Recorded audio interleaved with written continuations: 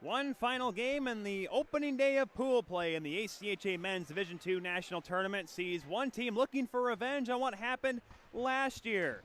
Good evening, ladies and gentlemen. Welcome inside the New England Sports Center. Tyler Kuehl going to be joined shortly by my color commentator, Peyton Turnage, as we get set for some exciting Pool B action between the #1 UMass Minutemen and the Dakota College Bottineau Lumberjacks. Let's turn things to ringside, though, for the starting lineups and the national anthem before puck drop between the Minutemen and the Jacks here on Hockey TV.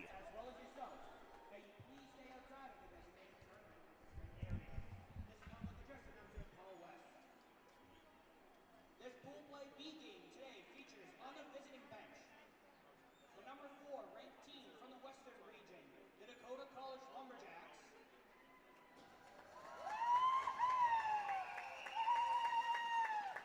And on the home team bench, the #1 ranked team from the Northeast region, the UMass Minutemen.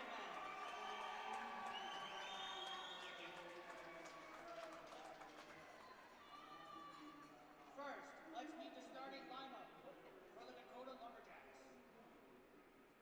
At left defense, #14, Brett Jansen. At right defense, #5, Vaughn Bullitt. At left wing, #11, Zach Deal.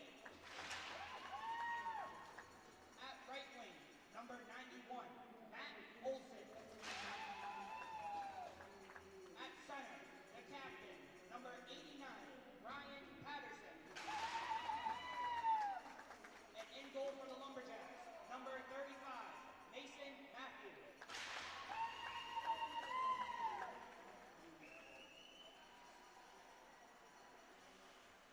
And now the starting lineup for the Minutemen. At left defense, #19, Zachary Reeser. At right defense, #3, Pierce Kenny. At left wing, #37, Cameron Ryan. At right wing, the captain, #26, Scott Shorrock. At center, #24, Mitchell Nicker. And in goal for the Minutemen, #35, Trey Peterson. Ladies and gentlemen, would you all please rise and kindly remove your caps for the playing of the Star Spangled Banner.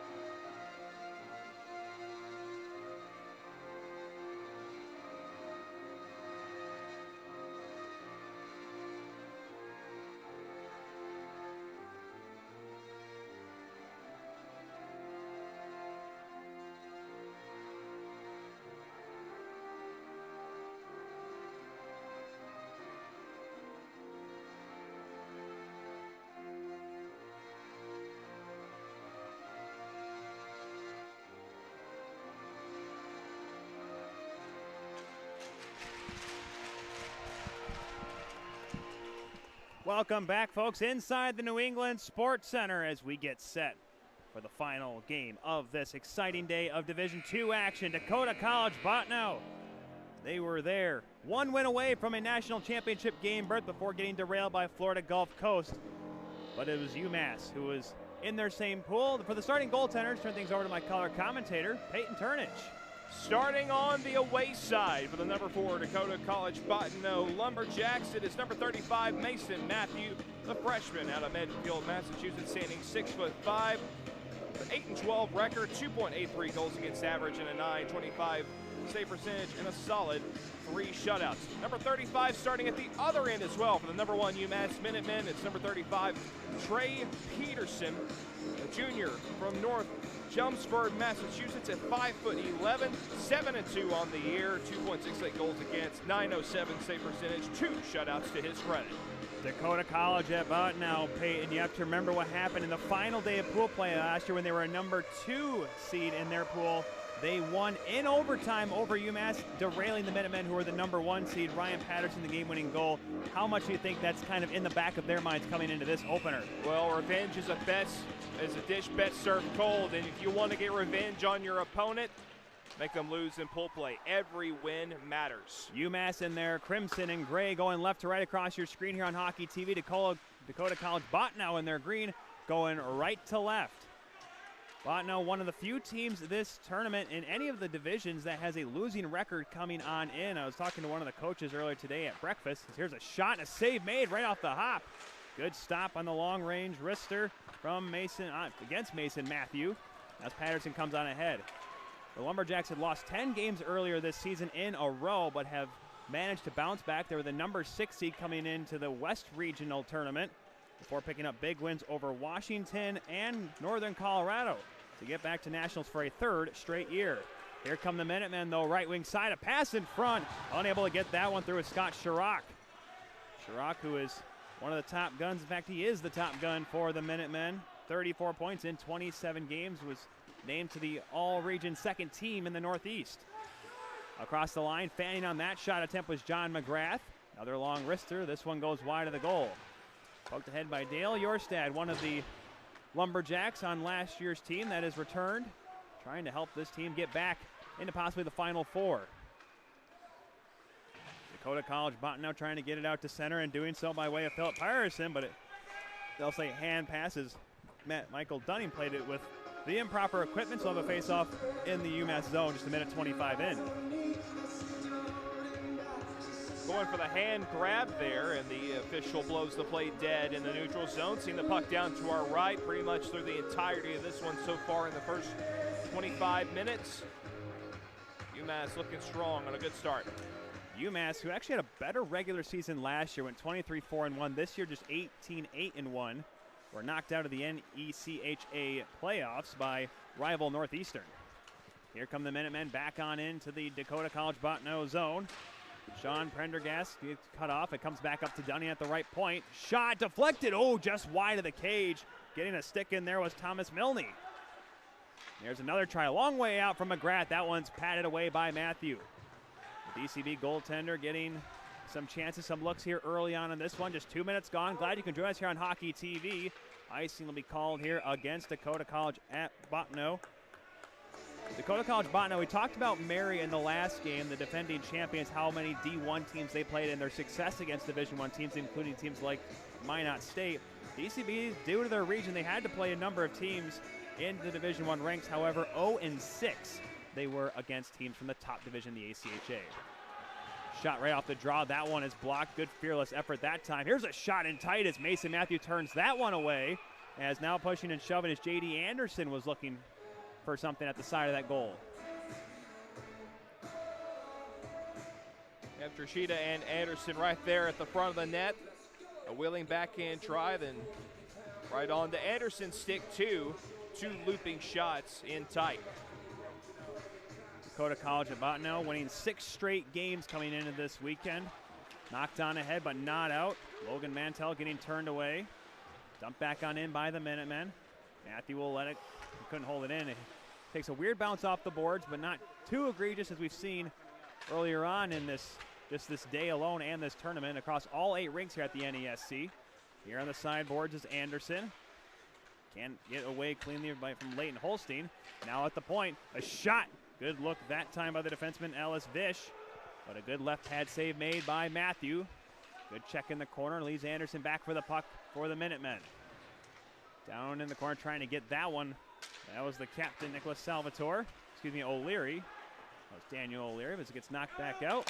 Vish will play it on back in. 3 minutes gone in this first period. 4 shots on goal already for UMass. As the Lumberjacks trying to flip the ice here, McNabb gets checked in the center ice area.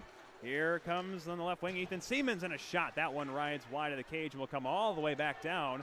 Just letting it go by him was Cole Fitzpatrick, the freshman. Didn't want to have too many men, but now that allows UMass some offensive zone time, and a dangerous pass knocked away, but the Lumberjacks, at least for the moment, can't clear. Second chance, they do. Playing it back to his defense partner, Pierce Kenny. Just that one, hard dumping attempt, misses Salvatore, so Janssens will take it back for DCB. Almost turned over at the line by Dakota College at Botno. Now it does. Poked on ahead, look out, a chance, trying to get through it, Salvatore. They'll just play it over to the near side. Bumped back up towards the point by CJ Spillane. It bounces in the slot, and a good save by Matthew with the blocking arm, is letting that one go while spinning was Casey Langley. Great chance in tight. I still think back to the chance a couple of minutes ago where Dunning had it at the right point, putting it to the goal step for Thomas Milne, who had it stick down on the ice right at the edge of the crease. I'm surprised that was not tipped in, but that was a great-looking play. I expect that attempted a handful of more times.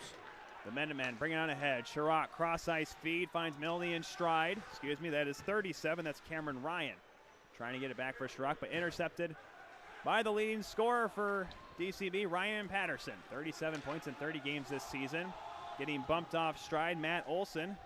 The Botno High School graduate couldn't keep a handle on it, as now UMass will come back on in. Sherrock shrugs off a check. He's in on goal. Save made by Matthew. I don't know if he even knew where it was, but it stayed out. Sherrock aiming for that short side up high. Now he's looking for more here. Backhand behind the back pass, intercepted. Good read by Aiden Morelli as he puts it to the line. With a little bit of help from Olsen, DCB at least clears the zone. Now trying to wind it up here, Cameron Ryan on for Dunning. Dunning long shot, stopped and held by Matthew. Sherrock going behind the goal, going for that blind spinning backhand pass. He faked out everybody, including the intended target, Mitchell Rickert. Not able to pick that up in tight. Already 7 shots on goal as the UMass continuing to get some good looks. This is a team that averaged 3.07 goals per game, and they get one here. Sean Leslie coming across the front of the goal with the tip, and UMass on the early pressure capitalized. It's 1-0. Just a D-to-D pass from the right point. Simmons giving it over to Roy, and then the deflection a few feet in front of the crease puts UMass on the board just past the 5-minute mark. 5:12 officially the time of this goal, if it does stand for Sean Leslie. It would be his 6th goal of the season. We'll wait to hear the official word from our public address announcer. But nonetheless, a great start here for UMass in this one. Still a lot of hockey to be played, but we all know how important the first goal is, as Dakota College has to go back in their own zone after the icing call. Yeah, Dakota College Botno having trouble getting into this game. It's stuck in their own end quite often, have not been able to create any rushes back at the other end of the ice, and it's allowed UMass to set up offensively. One thing that is here's another shot. This one stopped by Matthew. Dakota College Botno, despite having the weapons like Ryan Patterson and like Leighton Holstein, they have given up 3.33 goals per game, which is more than that they've scored this season on average. Here comes UMass with another try saved by Matthew, as that was Thomas Milne getting another good look. Played on over to that corner. Liam Prendergast getting checked. Held off, but now it comes almost back to him, and now it comes all the way back to the blue line, and the stick goes flying in the air. Rising shot misses everybody as Zach Reeser put that one wide of the cage. Milne, centering pass, couldn't find Prendergast, trying to get it out, couldn't do so, Dale Jorstad. And now it's kept on in deep by Pierce Kenny, the sophomore defenseman. They do give the goal to Sean Leslie, as this one's flipped up in the air and hits the rafters off the stick of Aiden Morelli, as it looks like the Lumberjacks desperately needed a face-off there, Peyton. A moment ago, Prendergast was fighting for position at the side of the net. The puck wasn't anywhere near close, but he tried to lift the stick of Riley Opperud, and that stick went flying way up in the air. Almost hit the low ceiling we have here at Rink 7 of the New England Sports Complex. Ref's just having a brief explanation here, and as Coach Travis Ripchinski making sure you can get a fresh change out there, because it's not necessarily clearing the puck over the glass like you'd see just over the side glass, which would be considered a delay game, which means the Lumberjacks couldn't change. Is not really under the control of certain teams if they have a low ceiling or not. Lumberjacks, they'll get a hole after the faceoff, and it'll be dumped on in. Good job by Logan Mantell to just get it on in deep. Lumberjacks not really much offensive zone pressure yet as this one rides off a stick, and it'll come outside as it went off the stick of Mantell, the Hartney Blues product of the THHL. And to your point about the low ceiling, we've talked about the crazy active boards. The ice has been good, but the pucks have been bouncy because they haven't been frozen properly. And a big talking point throughout this tournament already has been teams adjusting, having to adapt to these conditions. The only thing apparently that's been regular or normal compared to other rinks would be the ice. This one's played in, and the first save of the game had to be made there by Trey Peterson on the long dump in by Von Mullen. A short one hopper. No, that's never a bad idea on this sheet of ice or the way these pucks are, Peyton. It's no shot on goal is a bad shot on goal. Thrown up the middle here by J.D. Anderson, touched along, nice little move. He's in, he shoots and putting up and over. I think Matthew might have gotten a piece on it on that great chance from William Trichetta. Either did that or it may have grazed the crossbar. And Trichetta upset with himself after that chance. Trichetta, who grew up right down the road in Framingham, Massachusetts. One of the many Mass natives on this team. And he's pretty upset. He had a lot of people console him when he got back to the bench. He was really shaking his head after that scoring chance. Looking for his 4th goal of the season on that last rush. Dumped back into the Dakota College of Bottineau zone. Deal plays it ahead, but it went landed right on the stick of a Minutemen player. Right now with it is C.J. Spillane. He has it, takes a shot. Blocker saved by Matthew. Doesn't know where the rebound is, but it's knocked wide of the cage on the follow-up by Langley. Patterson just spikes off the boards, can't get it out. It's been the story of the first, now 7.5 minutes of this hockey game. So many good looks for UMass, but not a whole lot right now for Dakota College of Bottineau. Good check thrown by Patterson, but the Minutemen will bring it on ahead. The right wing side, Ryan Concannon couldn't get a handle on it. As now the Lumberjacks will look to come back the other way. Patterson, the captain, being held up just a little bit too much. The former Red Lake Miner of the SIJHL, Superior International Junior Hockey League. And they'll say it was not touched by Fitzpatrick, so icing called as Ellis Fish wins that race back to the line. A lot of jousting at center, and you're talking about the low amount of chances for the Lumberjacks. Maybe they really haven't had any chances. Only shot on net was just a dump to a goal in the short one hopper, and that has been all for Dakota College Bottineau right now. So UMass controlling this game handily. Already 10 shots on goal faced by Mason Matthew, and we haven't even reached the 8-minute mark yet so far this season. Face off one, nice little drag by Chirac onto the backhand. That shot hit the backside of Fabian Vieck, who looks to be okay after getting in the way, trying to help out his goaltender, and he ends up sweeping the puck out the center ice area.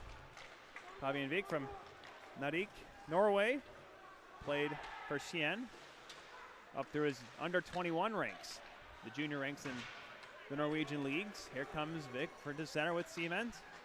Nice little move to get to the outside on the backhand, and he tried to go short side high, but it kind of flubbed it and it ends up going wide, and that allowed UMass to come out of their own zone. Rare chance on the rush. You got to choose a better shot selection than that. Cameron Ryan coming on in, turning, spinning, and fanning on an attempt. Kind of getting entangled up that time with number 24, Mitchell Rickert. Now Colby Adair up through the center, tipped on ahead and spiked on in by way of Nick Demchuk, the freshman. Centers it out in front. That had to be paddled away by the netminder Peterson. Just the 2nd shot on goal he's faced so far in this hockey game. Knocked on ahead. Here comes Leslie, dropping it back. Milne shoots it wide to the glove side. All sorts of room. You don't want to allow that guy too many chances like that. But just a little too much follow through on that shot. Comes back to Milne, and it skips right over his stick. Milne this season, 33 points. One of the other big-time scores for UMass this year. Now struggling to get the puck out of their own end here at the moment. Is battling out behind the goal and pulling it out. There's Upperud. Knocked on ahead. Here comes up the right wing side. Played on in deep by number 77, Tyson Pringle. And it'll be covered by Peterson with the aforementioned Upperud on the forecheck. Timeout on the ice with 10:23 to go in this first period. 1-0 lead for UMass. Just absolute domination in the offensive zone. Good shift there for Thomas Milne. Leslie and company just killing time, making plays at the net, and wearing down Dakota College Botno, who has not had any kind of answer so far. Only with 33 points this season, not too shabby. As 11 of those games that he's played of his 25 have been multi-point games for the Arlington Catholic High School graduate.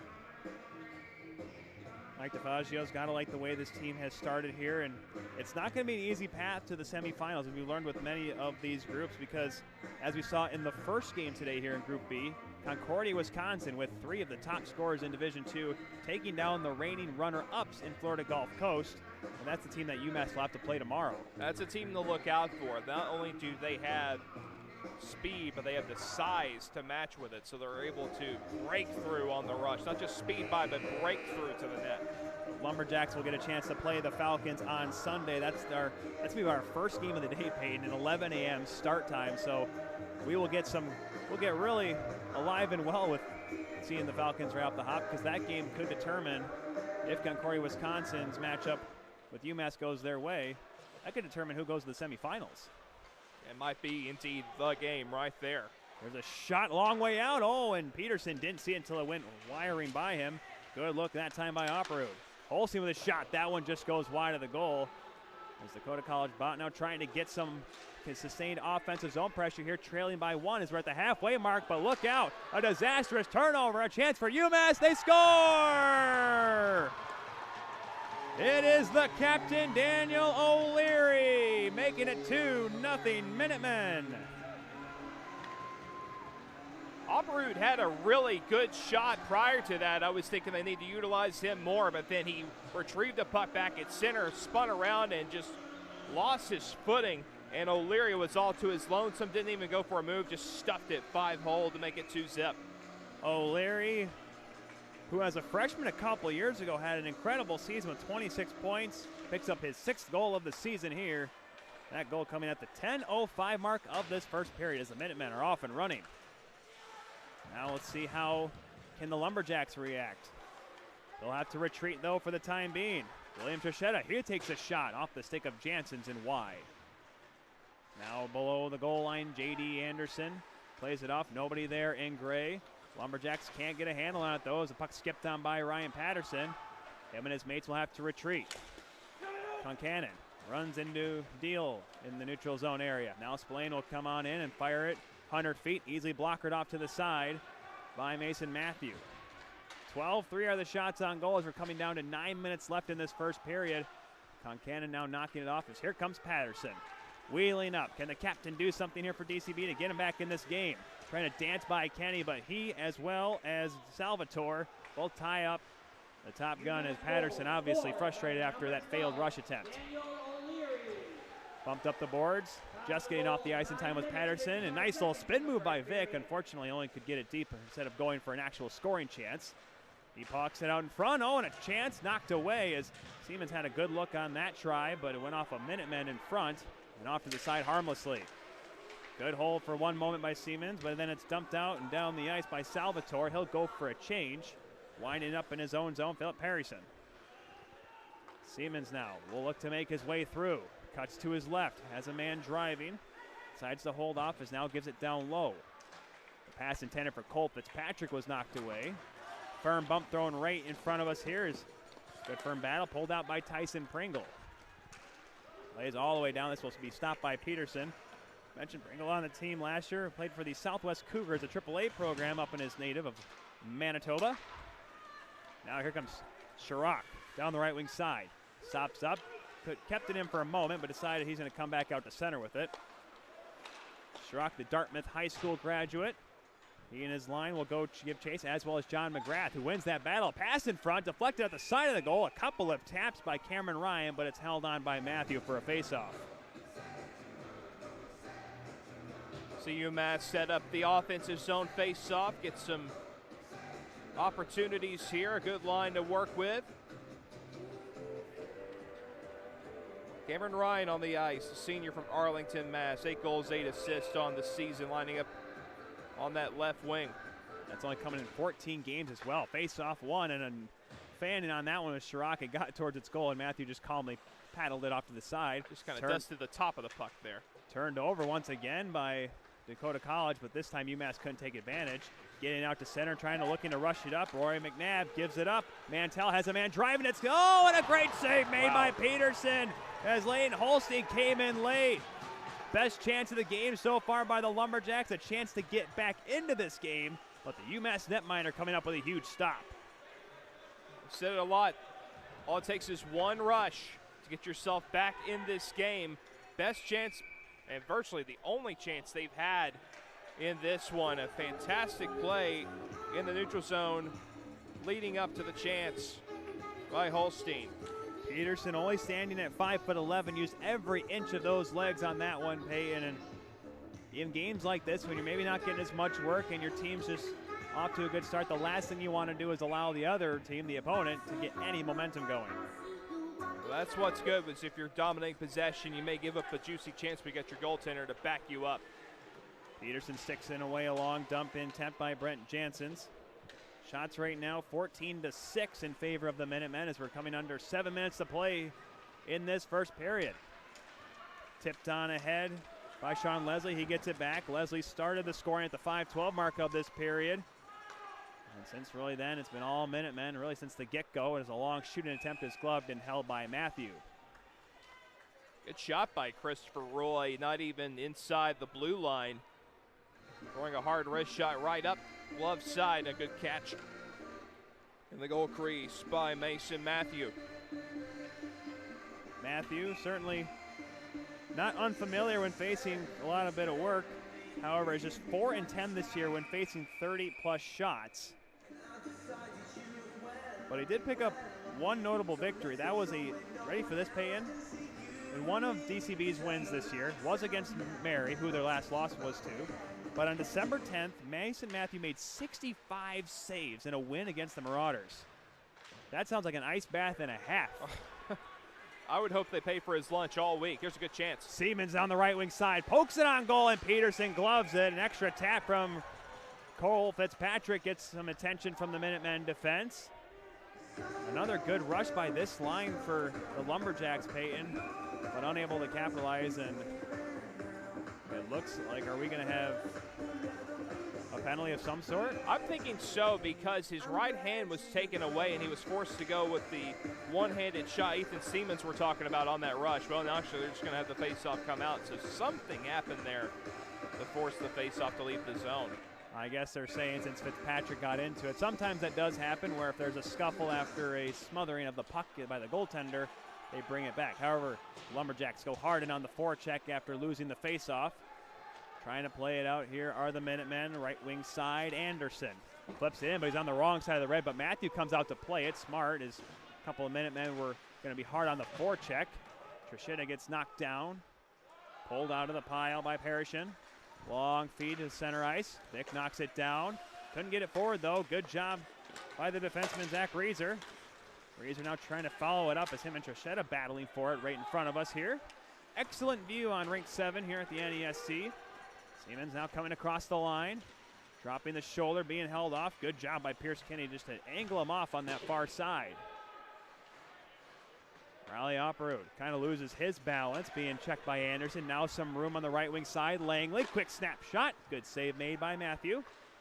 Good lead out by Anderson. Going to the bench, spun around, able to just play a backhand blind pass right to the tape of Langley. Big hit thrown, but it's actually a penalty on McGrath. They're going to call an elbow. So now a power play for the Lumberjacks, Peyton, and couldn't come in a more appropriate time. A chance now to get back in this game. We'll see how they look set up in the offensive zone if they can win the face-off. We've only seen their chances come via the rush. Now we'll see how they set up here. A power play that was operating at 17.6% during the regular season for Bottineau. 26 power play goals this year, and no surprise they sent out the big guns. Holstein and Patterson, the top two leading scorers. 26 points for Holstein, 37 as we'd mentioned for Patterson. Tie up off the draw, and it'll be taken ahead by the Minutemen. Daniel O'Leary just puts it off the glass and down the ice as the captain will give chase. Got Rory McGrath out here for this power play too. I've liked his offensive abilities in the neutral zone, so now we'll see him get some offensive zone time. Parishon up the left wing side, gingerly on ahead. Long shooting, easily blockered away by Peterson. 2 minutes for elbowing. On the wall now around Olsen. far side for Holstein. Holstein is one that had that glorious chance earlier on this period. That was turned away by the outstretched left pad of Peterson. Holstein now looking for a lane. Holds it. Doesn't see what he likes. Dropped it back. Almost turned away by Pearson. Long shot easily blocked and cleared out to center by way of Pierce Kenny. Harrison holding his foot along the boards, keeps that puck from going any further, just only the shallow center. Patterson couldn't get it in as the Lumberjacks will try to regroup once again in the neutral zone. 1:05 to go on this power play. Riley Opperud backhanded on ahead. Oh, a slow pass, almost intercepted by Kenny. That would have been dangerous, but then Patterson's pass misses Pringle. No icing, though. He's on the correct side of the red line. Unable to hold it in, and Patterson had to get off the ice once again. As already on there was Adair, former Dryden Ice Dog. Knocked down in by Pringle, but once again without possession, and once again the Minutemen just simply cleared out. Opperud tries to dance his way by a couple of Minutemen, but not cleanly with possession. Great job right now at the blue line, Peyton, by this UMass penalty kill. Very much so. Fabian Vick coming on now, very tall man. He's listed at 6'1", but he's a freshman, so I think that's been updated probably since then. Potentially, as now it's held in. Good hold by Opperud for Vick. Vick looking, taking a bad angle shot. That gets blocked. A follow-up chance goes off the defenseman and cleared, as getting in the way of that second chance was C.J. Spillane. Thrown on ahead by Matthew, hits the linesman. Knocked on in as 3 seconds to go on this power play, 2-1. 0 for 1 of the Lumberjacks. One shot on goal technically, but unfortunately came outside the blue line, so no real good scoring chance for DCB. Still trailing by 2 with 3 minutes to go in this first period. Ellis Vish plays it on ahead, misses everybody, but they'll say no icing. Matthew leaves it for his defenseman, Von Mullen, the sophomore. Nice feet on ahead. Siemens avoids a check. Him and Cole Fitzpatrick come on in the zone. Fitzpatrick's shot rides up off the stick of Michael Dunning and wide. Firm bump taken that time by Demchuk. Behind the goal, Siemens. Trying to get that one, but he's turned away. Mitchell Rickert, the sophomore from Santa Rosa, California. Helping UMass try to clear the zone, and they will. Cameron Ryan bumps it off the boards. Schrock had to hold up to stay on sides, did near the splits, but it's with 2:20 to go in this first period. Lumberjacks struggling to get out of their own end here. Good hold for a moment by Prendergast, but now it's knocked on ahead by Fitzpatrick without possession, though, and that's really been the story. It seems like every chance the Lumberjacks, Peyton, get a look to maybe rush up the ice, it lands right on the stick of a Minuteman. They've only had a couple of good chances on the fly, but that's about it. They've really got to work on their neutral zone game and get some gains in the offensive zone. Turned over by Von Mullen, but it's held at the line here by UMass. Second chance, it's thrown on ahead. Clayton Holstein couldn't handle it. McNabb trying to get it for Dakota College at Bottineau. The puck squirts free. Mullen now, nice move. He's got some room. Von Mullen drops it back. Couldn't get it to Mantell. Good stick at the last second. I believe that was Milne. Now it's knocked on ahead. Milne will give chase. Does he have a chance at goal? He's in. Saved by Mason Matthew. Went for the same play as O'Leary, just trying to take a quick shot in the 5-hole, but this time it was kicked out by Matthew. And just able to hold that one in at the point was Vish, but they actually say it just was on the wrong side of the blue, so up and offside the DCB line with $1:15 to go in this first period. Shots on goal, 16-9 in favor of the Minutemen. Down to 1:15 to go here. Minutemen, absolute domination so far in this one. The mission is just to extend their lead. Remember that goal differential matters in this one, so we shouldn't see them let up at all. But it's 100% right now of their game. We talked about the groups as this one's clear out to center. Obviously a lot of interesting stuff, especially in Group A with Lindenwood falling to Indiana, number 4 Indiana, just before this one started. But this might be the one group, if we're going to see a 2-1 team make it into the semifinals, this might be it with the talented teams in this pool. This Pool B now that sees UMass coming on ahead, trying to extend their 2-0 lead. A pass by Daniel O'Leary goes through the crease and wide. Fish keeps it at the right point. 42 seconds to go in the opening period. Down low, Anderson doesn't see what he likes. Lots of green sweaters in the slot as now Trishita, as that puck just falls into a divot. There it goes. And trying to pull it out is the Minutemen, and they do. Trying to get it out in front, Anderson couldn't. Now down to 25 seconds to go in the period. Shot by Michael Dunning, caught on the wrong side of the foot by Olsen. Then he gets hit again as he was getting up. Rough shift for him as the forward comes back. Now Deal trying to make his way by, avoids one check, but then is stuck up this time with McGrath. And Deal accidentally had his stick go up into an area where it's uncomfortable to be hit, but continue on in the play for John McGrath with 2 seconds and one. And rough way to end it for Mr. McGrath, but however, UMass has got to be pleased with their opening 20 minutes, Peyton. I was watching Matt Olson go to the bench. He was the one who absorbed 2 shot blocks in a row. He was trying to get to the bench. He stood in front of the boards and had to look at it. He couldn't even lift his leg to get in. He had to have a lot of help from the backup goaltender, Sean Brown. But that was just a great period by the Minutemen, and I think we should expect more going on into the second. Shot 17-9 in favor of the Minutemen after 20 minutes of play. Goals coming by way of Sean Leslie and Daniel O'Leary have them leading to College at Bottineau by a score of 2-0 after 1 period of play. We'll take a break, folks. When we come back, we'll give you a second period of action between UMass and DCB next here on Hockey TV.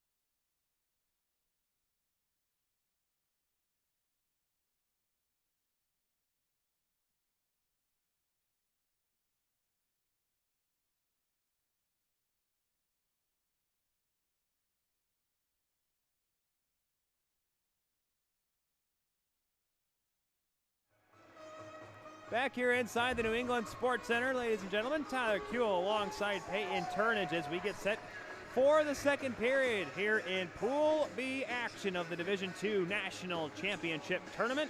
UMass Minutemen leading the Dakota College at Bottineau Lumberjacks by a score of 2-0. Goals coming by way of Sean Leslie and Daniel O'Leary, both kind of coming one after a face-off, one after a turnover. So dare we say a little bit of defensive issues for the Lumberjacks. Peyton, 17-9 were the shots on goal in favor of the Minutemen after 20 minutes.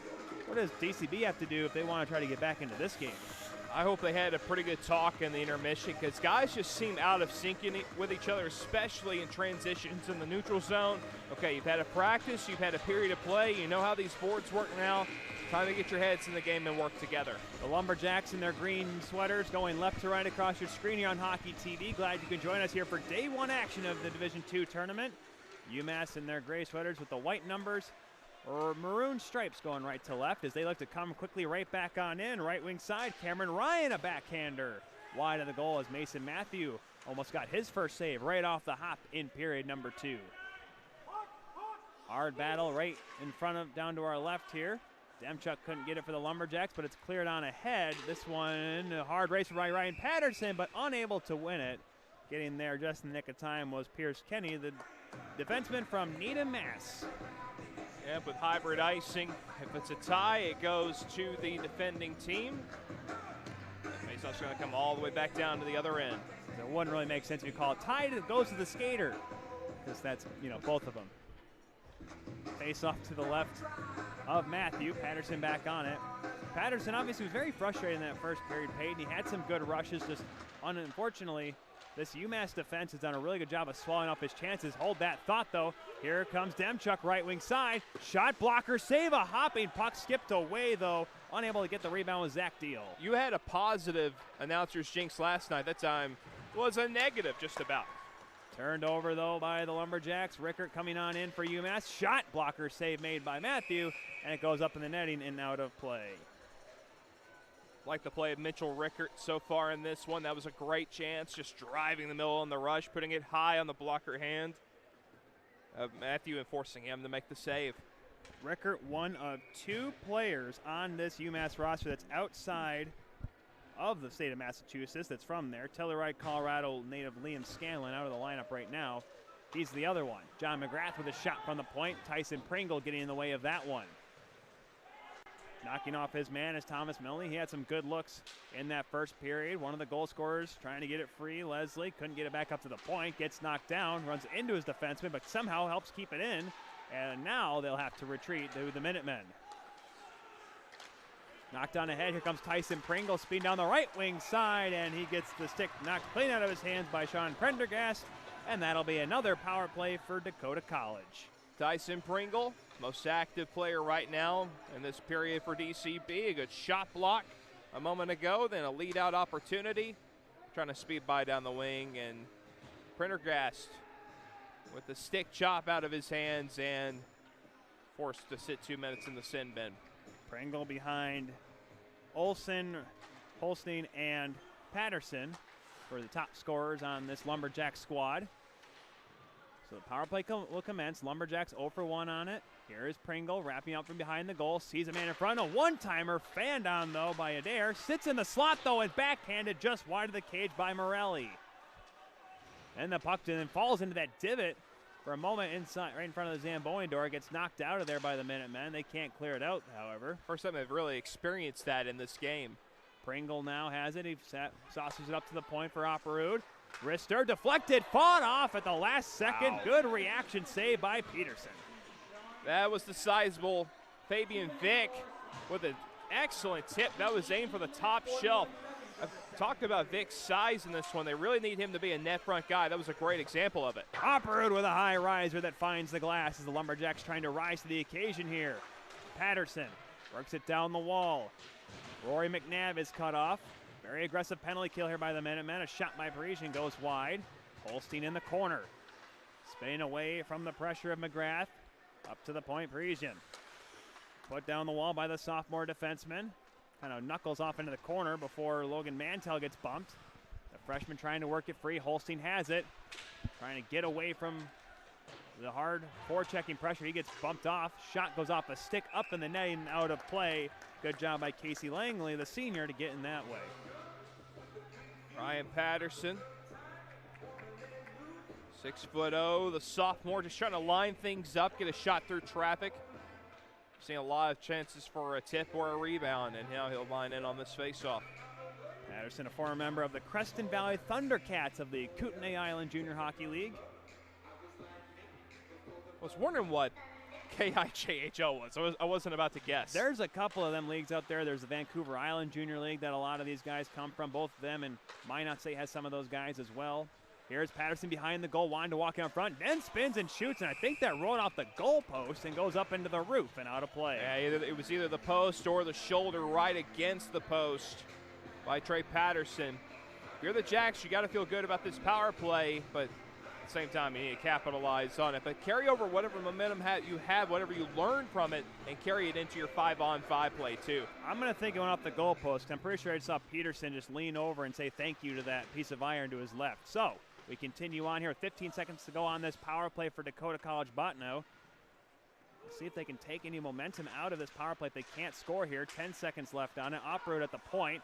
Puts it down to the right side. Patterson shoots, and another trying to go short side high. This one clearly goes up and over everything and out of play. Possibly another tip off of Patterson's shoulder.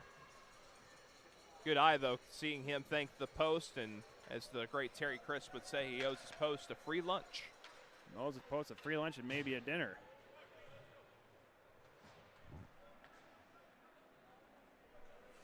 Face off to his left as Dakota College of Bottineau is 0 for 2 on the man advantage. However, we'll see now, as Peyton mentioned, if they can take this maybe some confidence after these good looks. Maybe get something going 5-on-5. Almost turned over dangerously behind his own net. Zach Razor is now, UMass puts it on out to center. Big bump thrown by Von Mullen. Turned it up and deflected on. Comes creaming back on in. Razor on it again. Takes a check for his issues away from Ethan Siemens, the freshman. But kind of sat there for a moment as the Minutemen are now looking to move it along over here to the near side. Concannon playing a little catch behind the goal.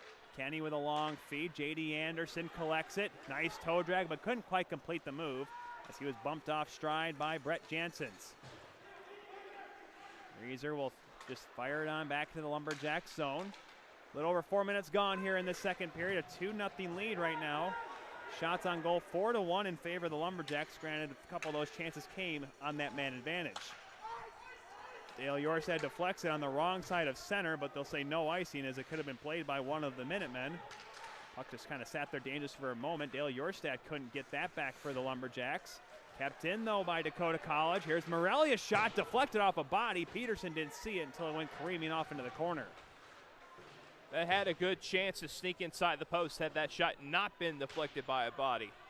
Now some time and space for Chirac. 34 points on the season for the captain of UMass. Turned it over, but then a big bump thrown. Getting his check finished on him. Cameron Ryan sent a man down, as getting up rather slowly as Colby Adair. He'll continue on the play for now. We'll keep an eye on him. Shot, a long, hard slap shot by Roy, as gloved and held by Matthews. Not often you see a shot be that hard when a guy has to motor over and reach against the grain to let it rip. That was a great shot attempt by Christopher Roy. Really just took it off his back foot too, and sometimes even like so when you're throwing a football as well, when you throw off your back foot, you don't get as much mustard on it. He really let that one go, and good job by the Lumberjack netminder to be up to the task. 5 minutes gone now in this second period. The puck got played up into the roof and out of play, and actually hit the railing that's right above the glass here. I didn't see the puck for a second, so yes, I got a little jumpy. I was standing right behind you. And my view was obstructed. I saw you put your hands up, and I'm just now getting my nerves back. It's like when you see these goaltenders play, whenever they see a shot or they think a shot's coming, they kind of freeze up and kind of flinch and put their hands up and be ready for anything. Unfortunately, my PTSD kind of came back, and I'm like, oh gosh, where'd that shot go? It's all about positioning. I was square to the shooter. Face-off won by the Minutemen. Shot by Vish through traffic. That one goes well wide of the goal. Matthew had a good look at that one, but it went wide of his cage. Nice little kick by Roy to not allow the Lumberjacks to advance. Turned over right at the Dakota College Bottineau line. That was a good read for a moment by Prendergast, but he couldn't make anything of it. Roy now pinches in the neutral zone, takes a firm check by Riley Ripchinski, the sophomore. Long pass, misses everybody. This one will go for icing as Vish wins the race back into the UMass zone, so we'll come back down to our left in the Lumberjack end. Prendergast with a good, strong stick right at the blue line to make that turnover. A lot of times when a guy's been reaching like that, the puck's just going to bounce on him. But that time it laid flat and he was able to get into the zone, but just couldn't make it work. Prendergast has also been having a great season so far for UMass with 29 points in 26 games. The Northborough, Mass native looking to really make it known here. He does have one more year left of eligibility, as this UMass team has a lot of young players, certainly that are good enough to not just make it to nationals this year, but possibly next year. Langley's pass unable to connect with Salvatore.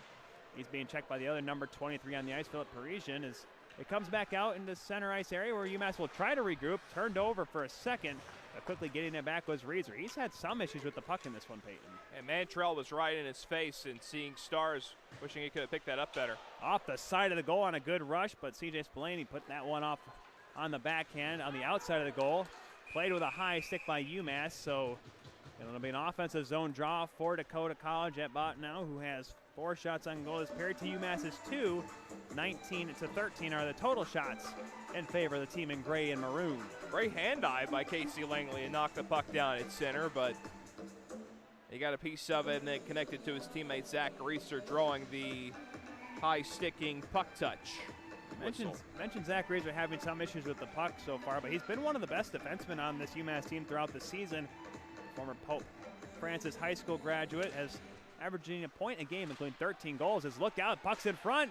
Puck is knocked around as Demchuk wanted to take a shot as him and Deal kind of came together, but the net is dislodged as a scramble off the faceoff almost paid dividends to the Lumberjacks. Yeah, someone fell into the net there. I believe it might have been O'Leary, or nope, that was actually, number 10, John McGrath. Yep. So faceoff will stay inside the UMass zone, as this top line will remain out there as well for DCB. Tough timing, though, for Bottineau with the puck right in front of the net. 2 guys down there looking for a rebound. Another scramble off the draw. Demchuk tries to knock it down the wall, shrugs off a check. He and Deal hold it in for Dakota College. Patterson, though, couldn't get by a trio of Minutemen. Big check thrown by Demchuk as he just pasted Trishita into the boards. Played back on into the UMass zone. McGrath. Nice little cute play made by the senior defenseman. Off the glass, good hold the line for a moment by Von Mullen, and he stopped a rush from turning the other way. Offsides delayed against DCB. That allows UMass some room, though. Patterson with a firm bump right in front of his own bench as 2 of the captains come together, as just offsides as Deal let that one go as the whistle blew, as Patterson not quite as flexible as he wanted to be on that play. Dragged his leg and might have pulled something in the groin. He's just a little labored getting back to the bench, but he did try his hardest and just fell a couple inches short from keeping it offside, or onside rather. And the balance too to stay on his feet, because sometimes you see guys try to hold that leg back and they fall, and that's when they're even more prone to injury.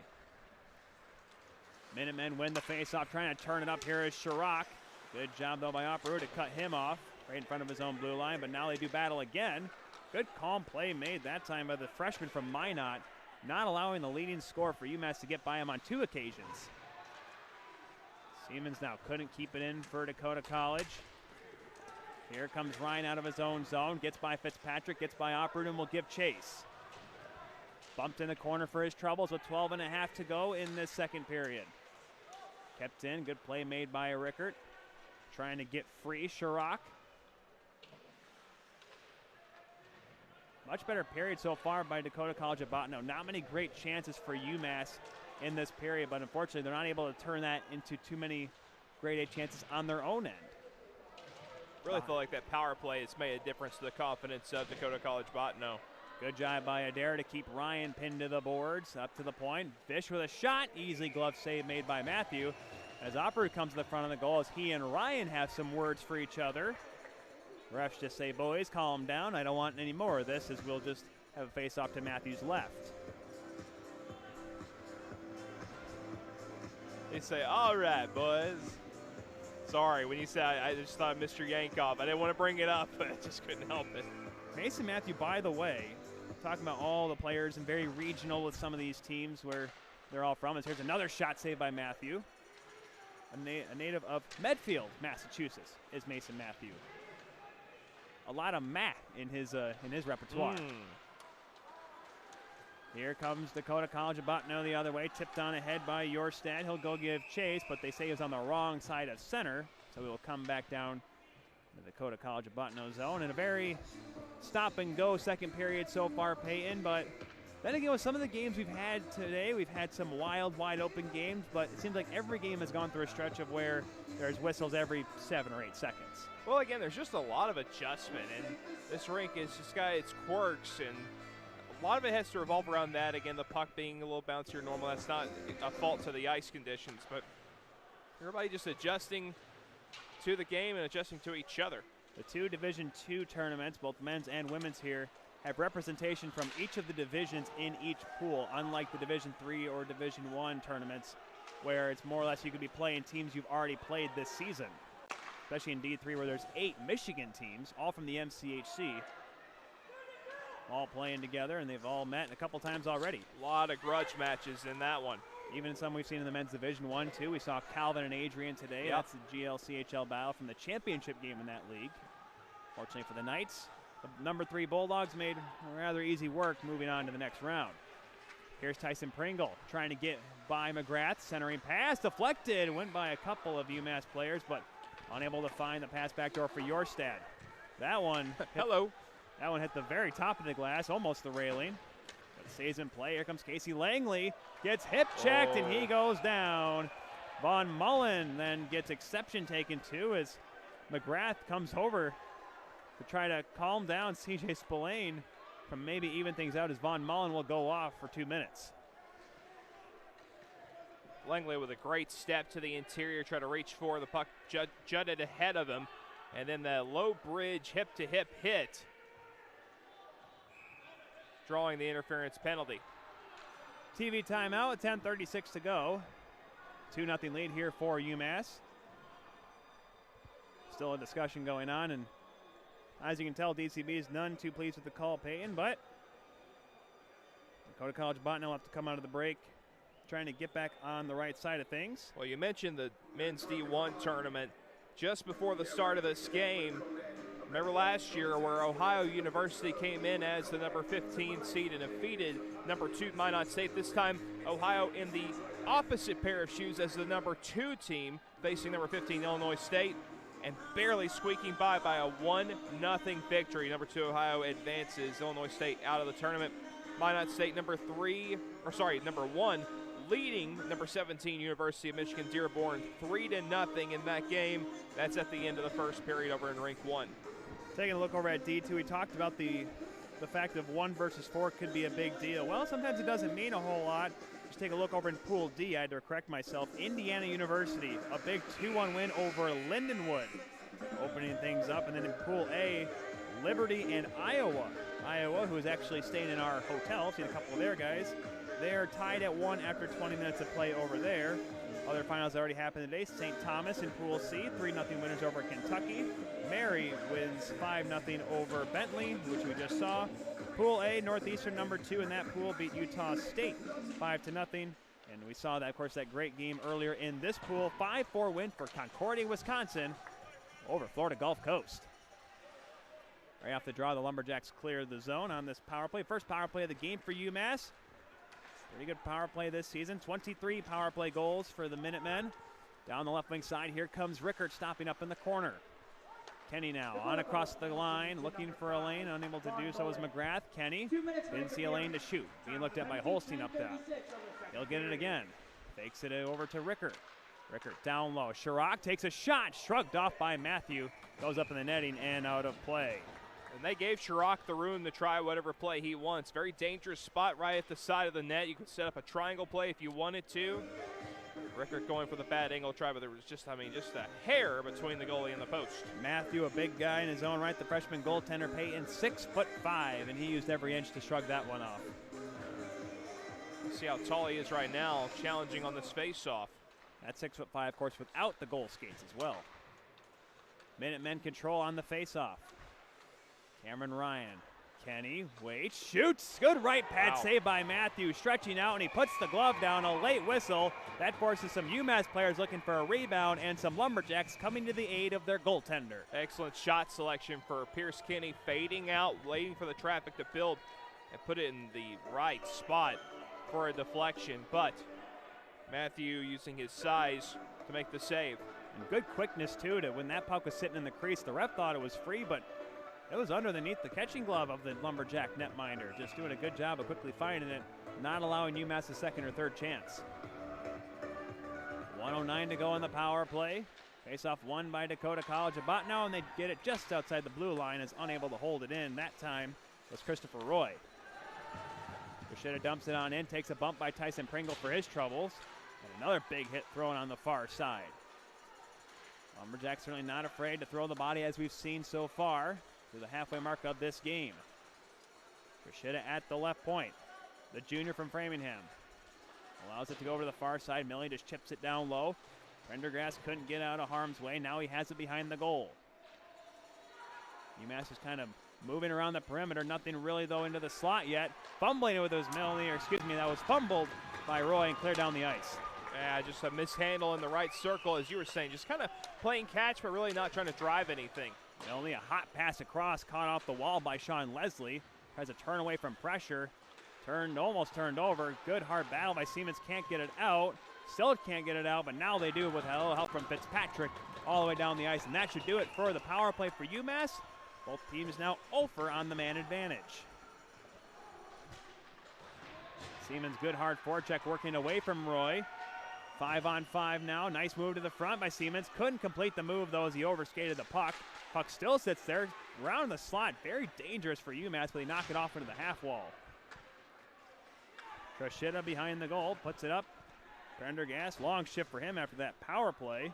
As Northborough native will just dump it on down. Big hit thrown is getting pinned hard in the boards. That time was Adair. He's taken a couple firm hits in this game. And Operud just kind of gave a shot to Concannon right in the neutral zone area right in front of us. Concannon returning the favor with a little bit of a shoulder jab. Roy dumps it in on goal. Matthew stops it and leaves it for Adair, the freshman from Brandon, Manitoba. Poked on forward by Deal, couldn't quite keep clean possession. Siemens will just turn and dump it on in. 7:38 to go in this second period. The Minutemen still riding a 2-0 lead from both goals that came back in the first period. A shot that goes dangerously through the slot off the stick of Brett Janssens. Turned over. The chance McNabb knocked down. Looking to get it was Patterson, but he couldn't knock it down with his skate. Has it though in the corner. Trying to work his way free. Cut by a couple Minutemen, but didn't have the puck. Good effort by McNabb to keep it in. However, the Minutemen finally gained possession and cleared the zone. Now a chance for J.D. Anderson in the corner. Quickly dumps it out in front as a couple of players go into that net. As Ryan Concannon was tied up, I believe, with Patterson. So we'll have a face-off stay inside the DCB zone. 7:06 to go in the period. I was wondering if Anderson was going to drop it off to O'Leary. O'Leary was trailing him. He decided not to go for it until he went around the net, but by then it was too late to try that pass.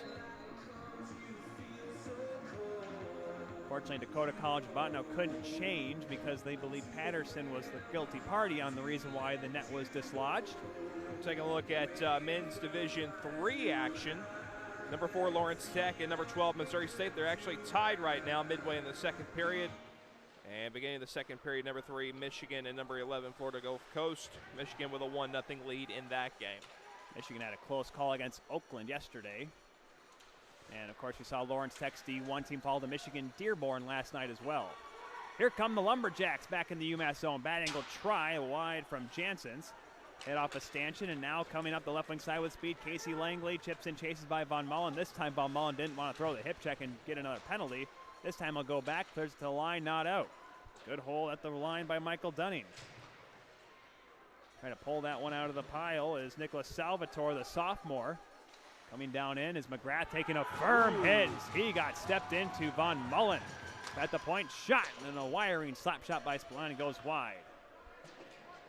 Now behind the goal, Langley again. Physicality in this game certainly prevalent, especially with DCB. UMass throwing their weight around as well. soft wrister easily sticked away by Matthew. On ahead, Demchuk turned it over just inside the DCB line. Salvatore just keeping it down low. As Patterson gets entangled with Spillane, and we'll see. It looks like there'll be a penalty upcoming. As there's a check thrown by Salvatore. There'll be a penalty coming up to the Lumberjacks as that one's gloved and held by Matthew. Yeah, just a lot of tit for tat as far as the physicality goes. Patterson in a battle with Spillane, and then he tried to fake like he had been checked and just kind of fell down and brought Spillane with him. And this is the issue we saw in one of our earlier games, Peyton, where it was a close game where the team that was trying to come back just continued to take penalties and kind of shot themselves in the foot. Lumberjacks do not want to open up a carousel for this UMass power play. That is 0 for 1, but trailing by 2, they need all the chances they can get to continue to try to get some offense going that they saw at the beginning of this period. Huge penalty kill here. You don't want to go down in a 3-0 hole. Kenny has it, dances his way around Pringle before playing out for Chirac. Chirac, one of the captains for UMass. Up top, it's Kenny. Kenny shot blocked fearlessly.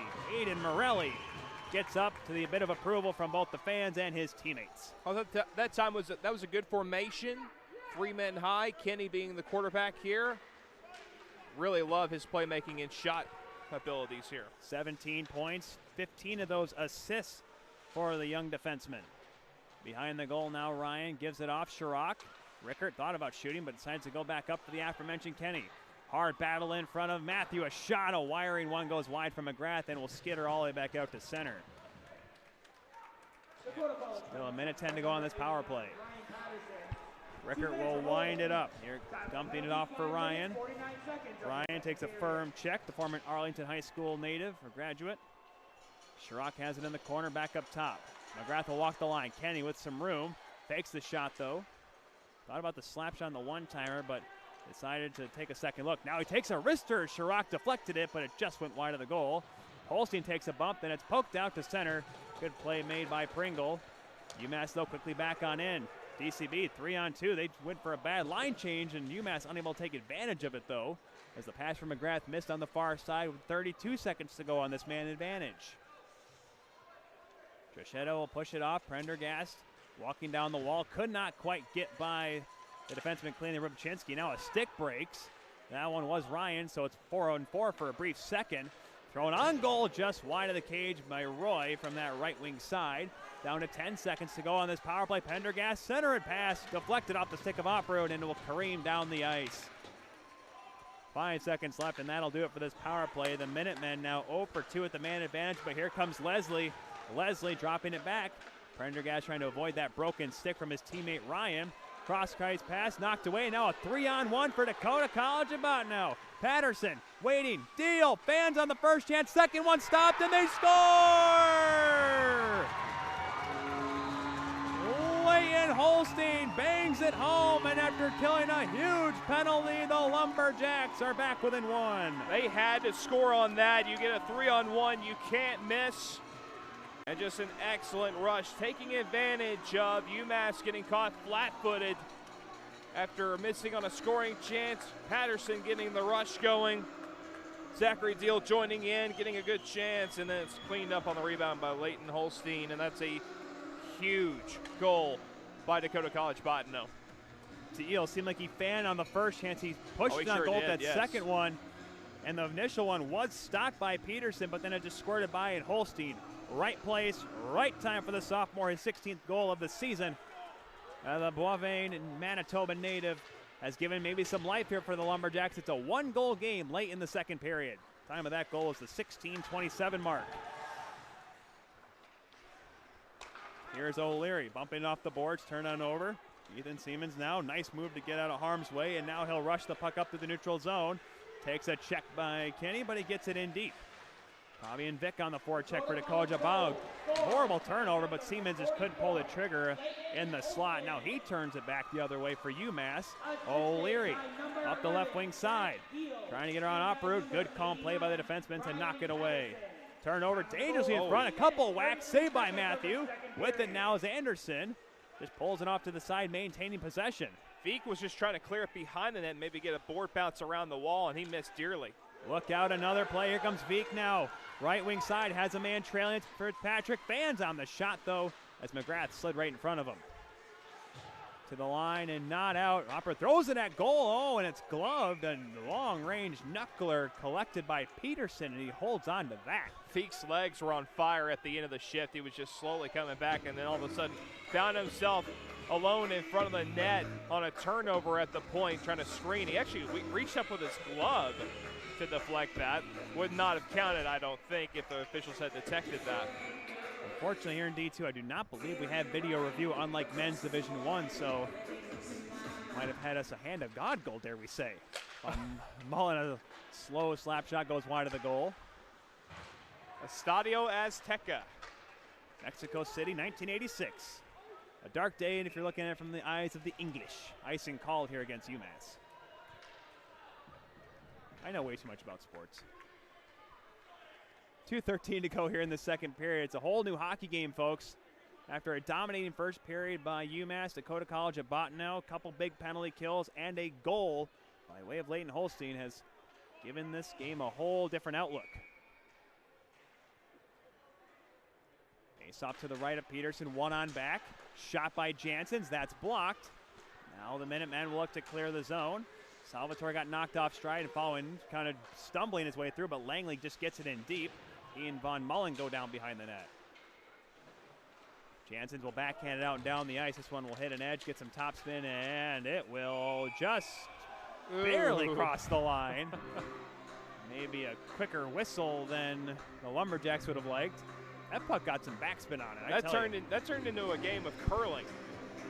No brooms though needed there. Of course, we just had the Brier not too long ago. Yeah, Team Gushue, Team Canada winning the Brier.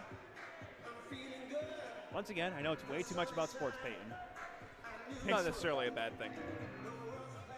It's good for trivia nights when you go to your local establishment and have some fun with other people. Refs just had a quick discussion at the center when ice you're circle. tallying your scores, you're like, oh, I know I got that one. No lie. I did trivia for corporate games. 50 questions. There were 10 questions about sports broadcasters. There you go. Stick breaks. That's the second stick breaking for Cameron Ryan in this one. He's dropped $600 in this hockey game alone. Here's Ryan Patterson giving chase, no icing. Good hustle by him to keep this one alive. McNabb trying to center it, couldn't do so on the first attempt. Second attempt he does, but Patterson couldn't get a stick on it. Good job by Ryan with a new stick. Not sure if it's his or not. Now he gets the pass a little behind him. Looking to just keep it in deep. Gets it by Von Mullen. Centering pass, Chirac. Roy, shot, save made, rebound. Oh, and a good second save made by Matthew on the follow-up. McNabb now just slaps it on ahead, and it just gets out. Dakota College of Bottineau's had issues getting the puck out of their own end at times. Now here's Chirac trying to wind it back up for the Minutemen. Steps in and a shot off the stick of Janssens into the netting and out of play with 57.5 seconds to go in this period. That last offensive zone possession for UMass, quite a lot of generosity there as Chirac had it in the high slot, a great shooting opportunity, but he decided to give it back to Roy, which wasn't exactly the ideal play, but Roy still had a good look at the net. Face off to the left of Matthew. A shot gets blocked. Unable to get that one through was Leslie. Spinning away from pressure, getting bumped as Prendergast. Holstein on top of him, and then a big bump thrown by Parisian. Puck still kept on by the Minutemen, at least for the time being. Getting checked off. Morelli falling down, unable to keep possession. And Prendergast gets bumped, and bodies hitting the deck everywhere. Swept off to the side by Matthew. The ferocity of the hits are ramping up here. Simmons gets bumped, but he kept it in. Now Rybczynski gets knocked off stride. Turned over as Holstein has it. Has to wait a second for his mates to get online. Shot, save made, and held by Trey Peterson. 19.5 left. Dakota College Bottineau going to sit up in the offensive zone for this face-off. Really a big time here to try to get yourselves back on the board and get this game tied. A few impact players coming on the ice now, including Ryan Patterson. Look out for him to take this draw. You got to have been liking the game by Riley Opperud as well. Freshman defenseman Peyton has gotten his name's been called a few times, a lot in his own end as well. Just that one bad play back in the first, but otherwise I would agree. Good shot selection, and he's been very physical. Scramble off the draw. The Minutemen get it out. Skips on by the stick of J.D. Anderson. The aforementioned Oppert on it with 7 seconds to go. Maybe one last rush. Maybe for UMass, though. O'Leary trying to work away from Adair. Holstein trying to angle him off. He does, and that's how he'll end period number 2. Couple bodies in the corner, but nothing more of that. We have us a very different hockey game that we see after 40 minutes, Peyton, compared to what we saw at the end of 20. UMass still with the lead, but now just by 1 after a relatively more, UMass got more shots, but it seemed a lot tighter than we saw in the first. Very much tighter, a different looking game. We thought by the looks of it, maybe this was going to be one of those snoozers where the one team dominates and the other one backs off the gas pedal, but we've seen a completely different period. It all started with that power play for Dakota College Bottineau.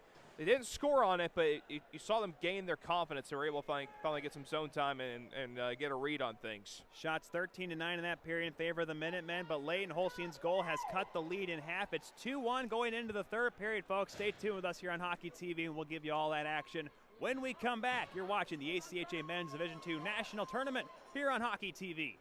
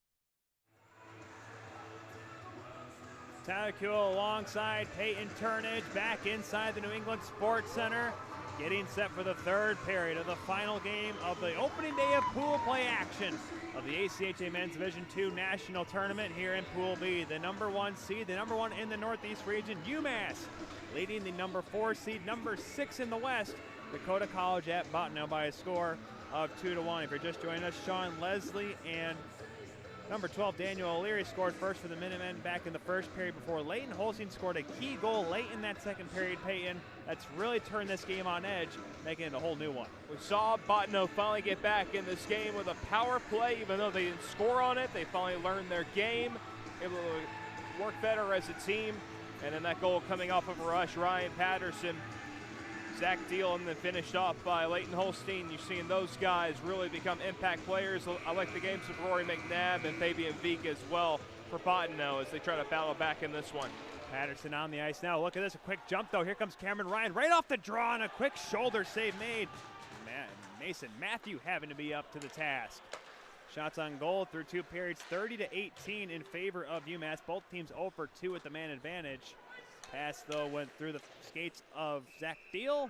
The icing called here quickly against Dakota College at Bottineau. We mentioned Holstein and Patterson getting connected on that goal. Both former Red Lake Miners of the SIJHL, former teammates.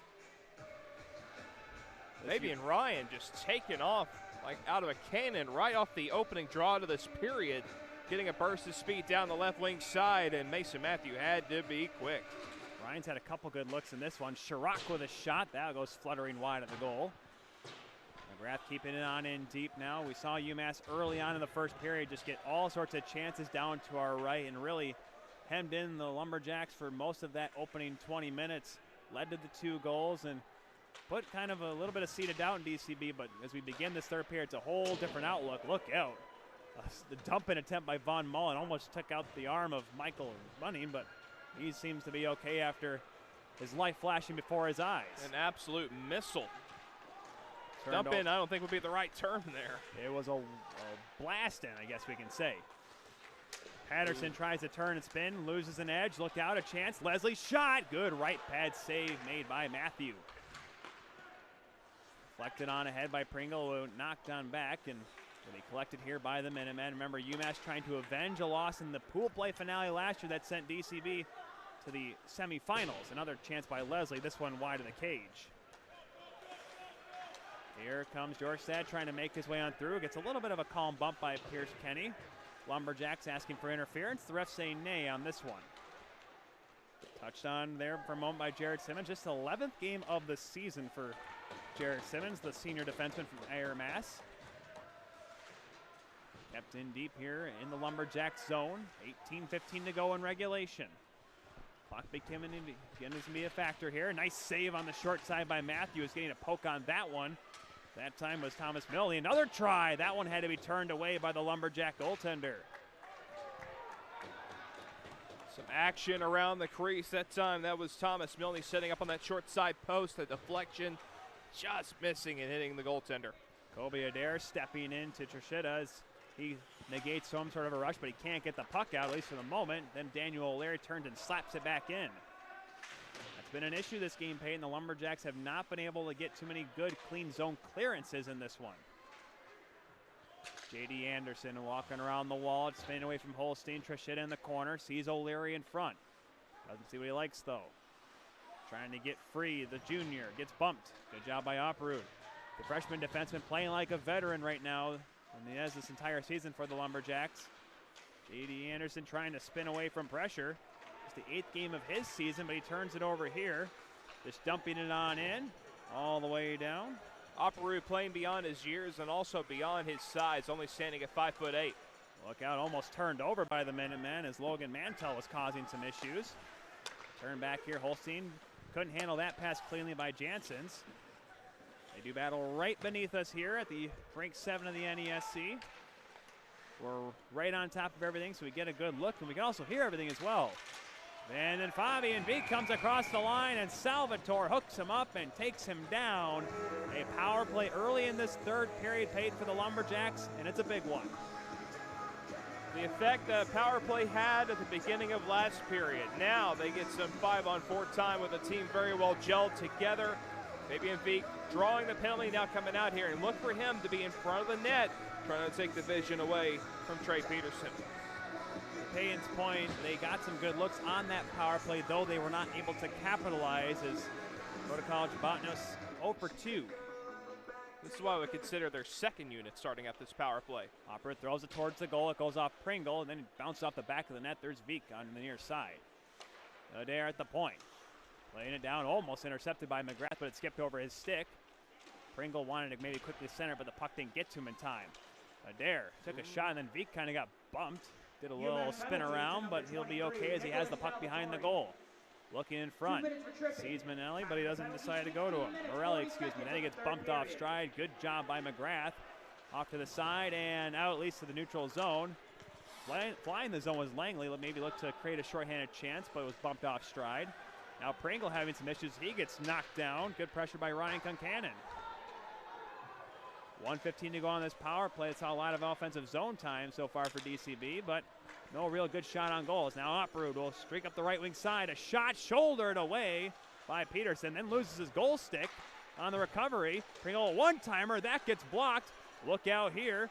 Up the left wing now with speed. Concannon takes a shot. There's O'Leary, excuse me. That one goes wide of the cage. Peterson still does not have his stick. It's off right behind the net, I believe. I have no idea where it is. Neither do I. So we'll keep an eye on that. Good job, though, here by UMass to kill a lot of this penalty. Turned over now as Ryan Patterson comes the other way. 3-on-3 rush. Still no goal stick for Peterson. Upended. Good job by Roy to angle him off. I'm trying to look for the goal stick of Peterson, and it's picked up, though. Good job by O'Leary to come over and help out his goaltender. So it was hidden behind the net. We just couldn't see it from our vantage point. Here's Parisian. He turns it over. Look out, here comes Rickard on in. Good back check by Mantell to knock him off stride. Maybe one last rush for this power play with 10 seconds for the Lumberjacks.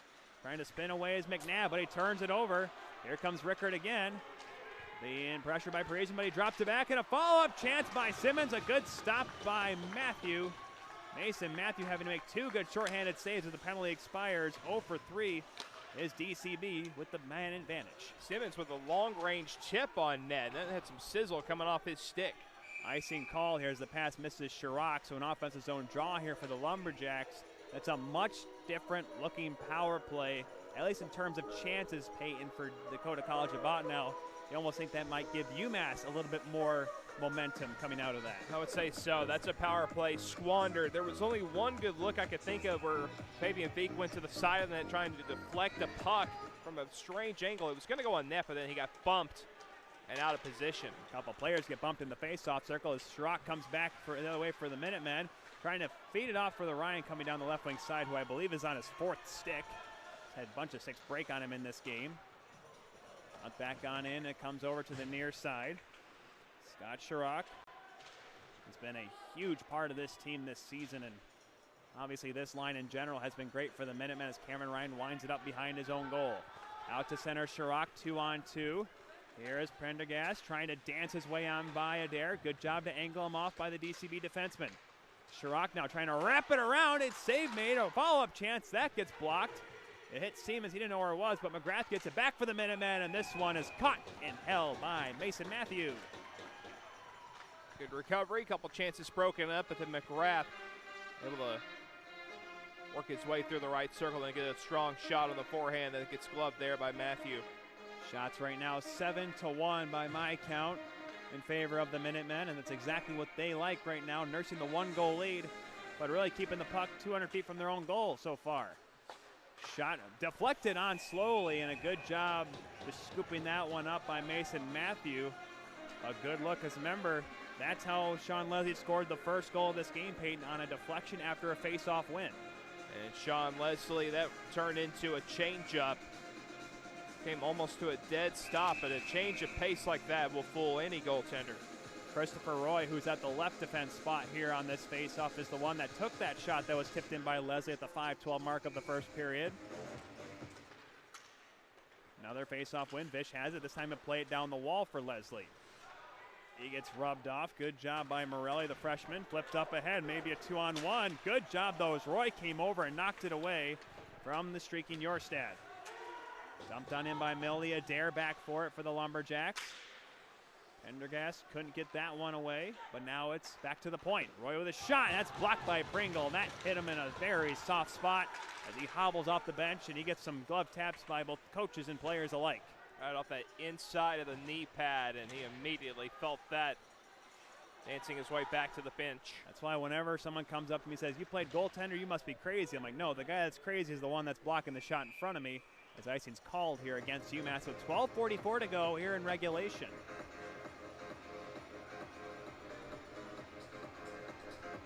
So far, not too many looks in this period, Peyton, for the Lumberjacks, and even on that power play, they only got one shot on goal, but right now it's this line, this Patterson line, that's got to create something.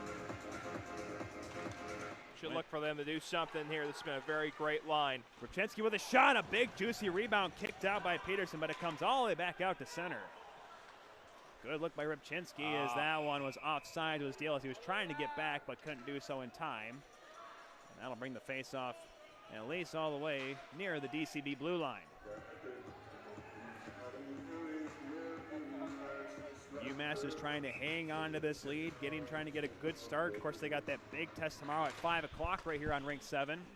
Lou Gamble will be on the call along with Devin Sarah for the game between UMass and Concordia, Wisconsin, as this one goes off a stick and up into the railing to our right. That's why pool play can be fun, because while some pools you can see a team that can easily go 3-0, this one, Peyton, looking less and less likely that anyone's going to go undefeated. Yeah, very wide open. Every single game matters, and that's why you're going to see intensity all throughout every minute of each game. The Lumberjacks will get a Florida Gulf Coast team that's going to be a little annoyed that they came out on the wrong end of a great game against the Falcons earlier today. That'll be a 2 p.m. start. Won the face-off. Did the Lumberjacks. Pass ahead for Patterson. Missed him, but great hustle by Patterson to negate the icing. Now Deal has it. Looking to get it up to the point. Turns, shoots. Blockered off to the side by Peterson. Parisian coming in from the point. Takes a big check by Kenny in the corner. Looks to get up and say it hard on the check as the defenseman. Bad angle shot. That one's also sticked away by Peterson. Patterson trying to center in front, but couldn't do so. Parisian looking for a tip. Gets it. Great save by Peterson, and he smothers it. Wow, that's their best chance in a while. Both Deal and Demchuk going to the front of the net. Great screen. Deal getting a piece of it, and Peterson hanging onto it with a glove. I know it might, to some people, to the naked eye, it might not look like a fancy save because simple butterfly save, but deflections like that look like they're going 2.5 feet wide, Peyton, goaltenders have to be sharp to be ready for when that puck does get put on, as Peterson just did on that one. North Chelmsford native has been solid already in this period. 5 shots on goal. He's faced 23 in this game. Only the 1 goal, Leighton Holstein, has been the mark on his record as so far. Here's Langley on a nice feed from Salvatore. He's in. Shot deflected wide. Good job by Von Mullen coming back in a defensive posture. Held in by the Minutemen as the Lumberjacks, who have started to pick things up on the offensive side of things. Still trailing by 1, though. And do you think UMass is trying to say, let's keep attacking guys, going for some insurance, Peyton? One more time. Sorry, I was watching the play. CJ Spillane, hold on to that thought as Salvatore gives chase. I was saying, do you think UMass should try to maybe park the bus and hold on to this 1-goal lead, or should they park their way, maybe move their way to some insurance chances? I think you go a little bit more defensive maybe toward the end of the game, but right now with over 11 minutes left, they've got to press and try to get that 3-1 goal, because that would be the silencer. Michael Dunning will try to push that initiative as he pushes the puck deep into DCB territory, throws a couple of body checks. Up to the point, Rickert covering for the defense, has a shot that gets blocked in the high slot.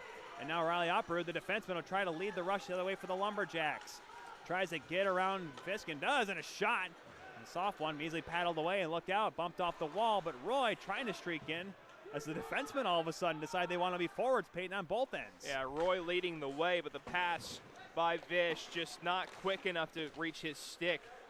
Roy was waiting for it, but he had to not skate too far on it. Operud once again intercepts a pass. This time he'll just float it on into the UMass zone with 10-12 to go in the third period.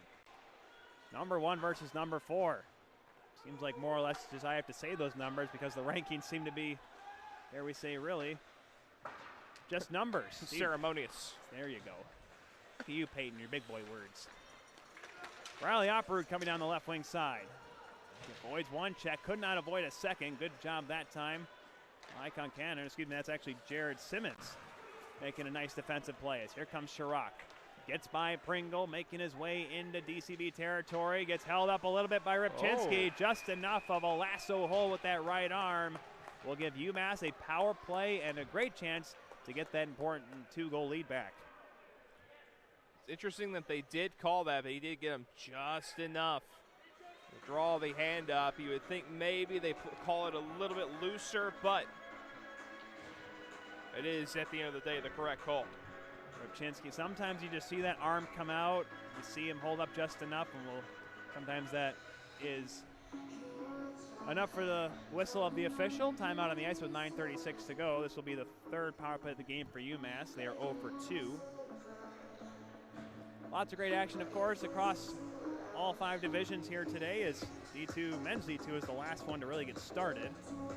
But that is not deterred from a lot of great action across the way.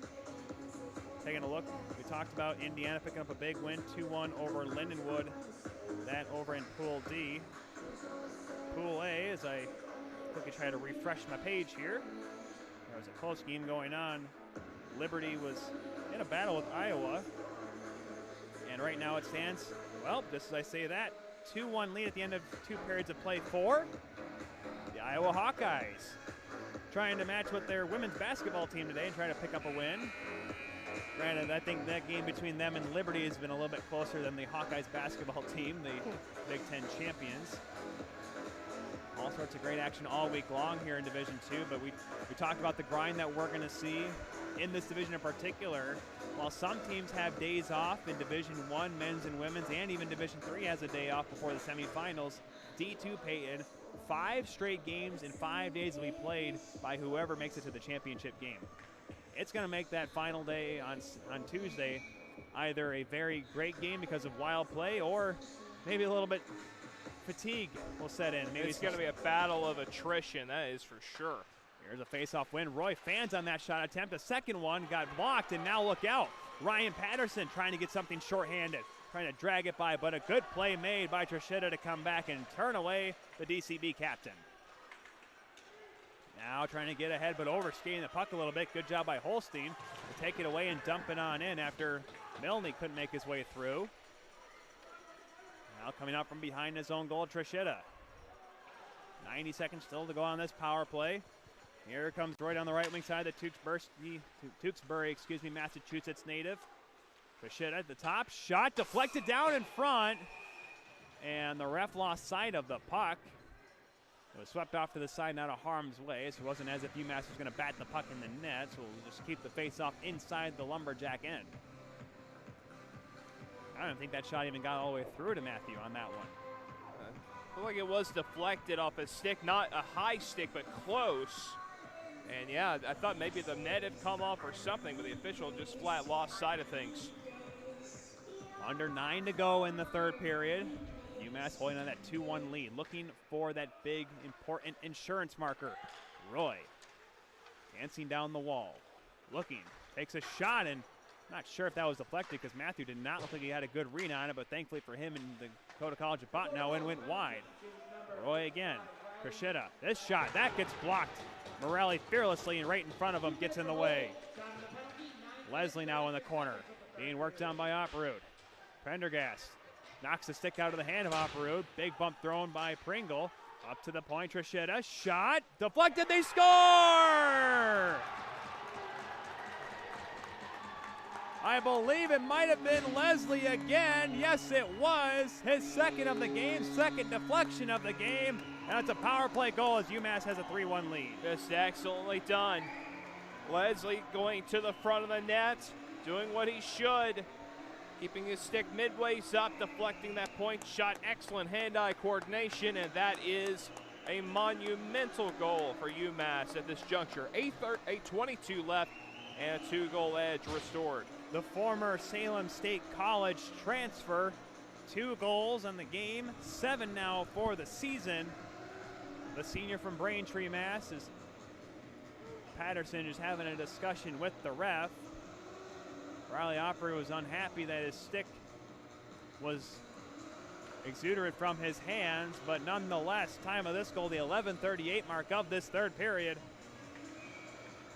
Still a lot of hockey to be played in a 2-goal game, but the way this one has gone for Dakota College, Peyton, it's been really a swinging of emotions. It was the detriment of being down 2 at the end of 1, but then the jump in that second period, but now they're down by 2 again. They have the ability to recover here. That's pretty tough, just the way things have gone. Now they're going to get caught for, well, I thought they were going to get called for boarding there. It was very close.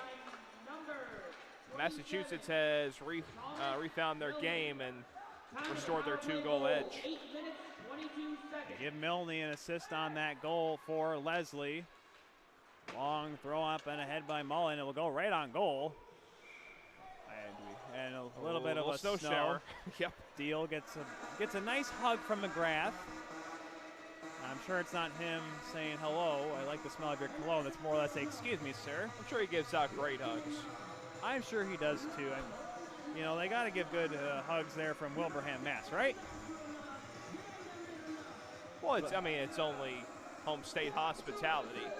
Exactly, because people from Boston, the Boston area of Massachusetts, always treat their visitors well. Rare offensive zone face-off in this period for Bottineau. They do have their goal scorer Holstein on the ice. We'll see what they can do here. Peterson with a shot deflected by Holstein, and it knuckled, and maybe Peterson just got enough of that one with his hip. Didn't get a clean look at it, but it stayed out.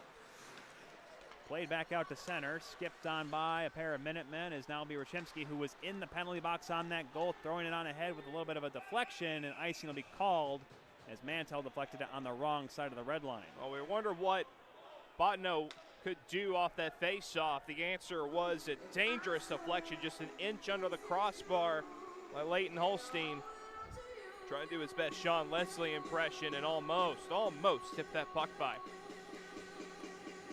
Holstein does have 6 multi-point games this season, so it would not put it past him to get back on the score sheet once again. Two refs are talking once again. They've had a lot of discussions, the two refs in this one. But it looks like we're all set here to the right of Mason Matthew with 7:21 to go here in this third period. Very hard to come back from falling 0-1 in pool play here in this tournament we've seen in the past, but it's been done before, just obviously certainly not beneficial, Peyton. Dumped on in here by Rybczynski, right on goal, has to be knocked away by Trey Peterson. Played on forward here, Salvatore giving chase, but he's turned back by Adair. Push on the far side here by the Minutemen. Simmons pass, though misses everybody, goes right on through, icing called here. Another offensive zone draw for Dakota College of Bottineau. In a game like this, and at a time like this, when you realize who your offensive weapons are and who's really kind of getting going, who's got their feet moving in this game, Peyton, you think Travis Rybczynski is going to start double shifting guys and might have to take a timeout at some point to keep them fresh? I would think they would start the Patterson line here, but Siemens has had a few good opportunities with Feek in front of the goal, so we'll see what they can do here. Knocked on down low by Fitzpatrick after taking a bump from Kenny. Swung it over the far side where Langley will give it back. Simmons had some issues with it, turns it over. Here's Siemens trying to get through. Shrugs off a check, lost the handle though. That could have been a glorious chance as Simmons then gets worked off. It jumps out in front, but Kenny just knocks it off to the side, and UMass will clear. Simmons banged into by Siemens, standing up on him, trying to keep the play in the zone. Only a couple Bottineau, North Dakota natives in the roster, Siemens that is. Couldn't stop it in, hit the linesman and stayed on side, so as O'Leary will just throw it around the kick plate. Nice little chop off the Zamboni door. Unable to capitalize on the hop, though, as Adair. To the line, held in by Roy, and that one just careened off the dasher and up in the net and out of play. And the puck will come outside as a result, and Roy's like, what am I supposed to do? He happened to hit the one board that was lined with flubber. Which has been strange because we've seen I mean, it's obviously not uncommon, but I've seen it more frequently in the first 2 days of this tournament. Pucks hitting the top of the dasher board and going up in the air like that. They do jut out pretty far on these ice rinks. Absolutely. Not as bad as the old Munn Ice Arena, at least the old setup at Munn Ice Arena when the dashers between the glass and the dasher boards were about a good 6 inches. A little bit of a hazard. Here comes UMass out of their own zone. Daniel O'Leary trying to wind it up. Late here in this third period, 5:40 to go. A 2-goal lead for UMass as Mason Matthew turned that shot away. In the corner trying to get out is Concannon. Tyson Pringle getting worked on. To the line, not out. Roy off to his left. Concannon as Pringle kind of got caught with something, but he'll continue on. J.D. Anderson keeping possession for UMass. Long shot. Just wide of the goal as Mason Matthew watched it go by him. Flipped on ahead out to center. Lumberjacks will get a line change now as Roy has some issues with the puck on that far side. Knocked away, and look out, maybe a chance for McNabb. Long wrister goes off the leg of Vision wide. And Jorstad overskates it, and he gets finished off into the corner. Jorstad trying to get it back here for Dakota College of Bottineau. Ryan Patterson out there. Puck to the side of the goal, paddled away and unable to grab it with his blocking hand as Peterson. Bodies hitting the deck everywhere. The net becomes dislodged after all of that. Parisian threw it at the goal as the whistle blew. Kecked away by Peterson to avoid any controversy as all sorts of madness is going on around. They're having a couple of words with each other. I think saying, no harm, no foul. But Dakota College Bottineau, we're under the 5-minute mark. They can't take any shifts off. They've got to get up ice and press and try to hem UMass into their own zone, but failing to do so. We'll look to see. Looked like maybe that they're trying to get a line change at Dakota College of Bottineau, and they can't. Trying to send out the Patterson line. Right now they've got 6 out there, and looks like they have them all out there. Rory McNabb may be the exception here. There's 4:48 to go in this third period. Jorstad coming off. McNabb, although he's been out there for a while, that is good to put him out there with Patterson and Deal. That's been a good trio of contributors here for Bottineau. And I'm wondering what the subject of discussion is here between the 4 officials. They're going to put the face-off out of the zone. So that'll allow UMass to change if they want to, as the net gets put back into place behind Trey Peterson. So we'll have reset right in front of us here. This Lumberjack team, Mason Rory McNabb, one of the many freshmen on this team. There was a little bit of changeover, a lot of players that returned for the Lumberjacks from that run to the semifinals last year, but still a lot of freshmen. You mentioned Von Mullen, he's a sophomore. Kobe Adair is a freshman. Rory McNabb, the freshman out of Hamiota, Manitoba. Here comes Deal on into the UMass zone, angled off by Prendergast. Now going back for it into his own corners. Michael Dunning poked up the boards. Leslie can't get it out. Good hold by Parisian. Leslie now will follow up, put up the far side.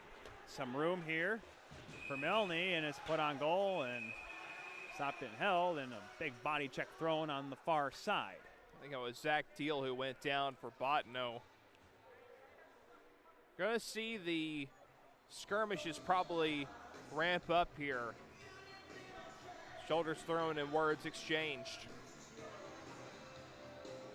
See, unlike a regular season, this is the only time these two teams will play each other. Patterson now will get a warning on a face-off. Prendergast wins, or maybe won it forward. But look out, Millie trying to center it. Off Rachinsky's leg. More bodies just kind of fluttering, sticks falling. This game has been a garage sale and a half, Payne. I tell you, with sticks breaking, necks being knocked off. And now Zach Deal overskating a puck, or else maybe it could have been a rush the other way for the Lumberjacks. Prendergast speeding by at center. You would have thought him going back to his own end would have been an offensive rush there. Leslie, cross-ice feed, McGrath in stride. Poked forward by Rickert now as we're under 4 to play here in regulation time. A 2-goal deficit for the Lumberjacks as UMass trying to get started here in Pool B on the right foot. Off the wall, Chirac avoids a check by Rachinsky, but he lost a little bit of his momentum. Cameron Ryan giving heck to Adair in the DCB end.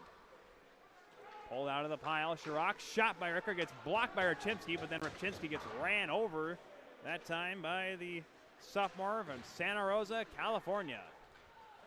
Adair trying to pick up steam, looking for something offensively. Trying to center it. Unable to get that one to Demchuk, is now taken back by UMass. Cameron Ryan through center. Looks at a one-on-one with Opperud. Got the puck by him, but couldn't quite make the move to get on goal, but he still follows it up to bump it back to the point. Mantel trying to sweep it on ahead. Collected now by Opperud. Trying to get around his man Ryan, and does. 2-on-2 rush, takes a shot, goes off the stick of Kenny and well wide. Demchuk though on as the Lumberjacks trying to get something going here late in this one, under 3 to play. 3-1 lead for the Minutemen in this 1-versus-4 matchup. Down low late, and Holstein will go on the forecheck. Kenny gets pushed offside, and Chirac avoiding a check. Trying to mind numbers here. Chirac has been held off the score sheet so far, but here he comes through center with speed. Off to his right. Waiting.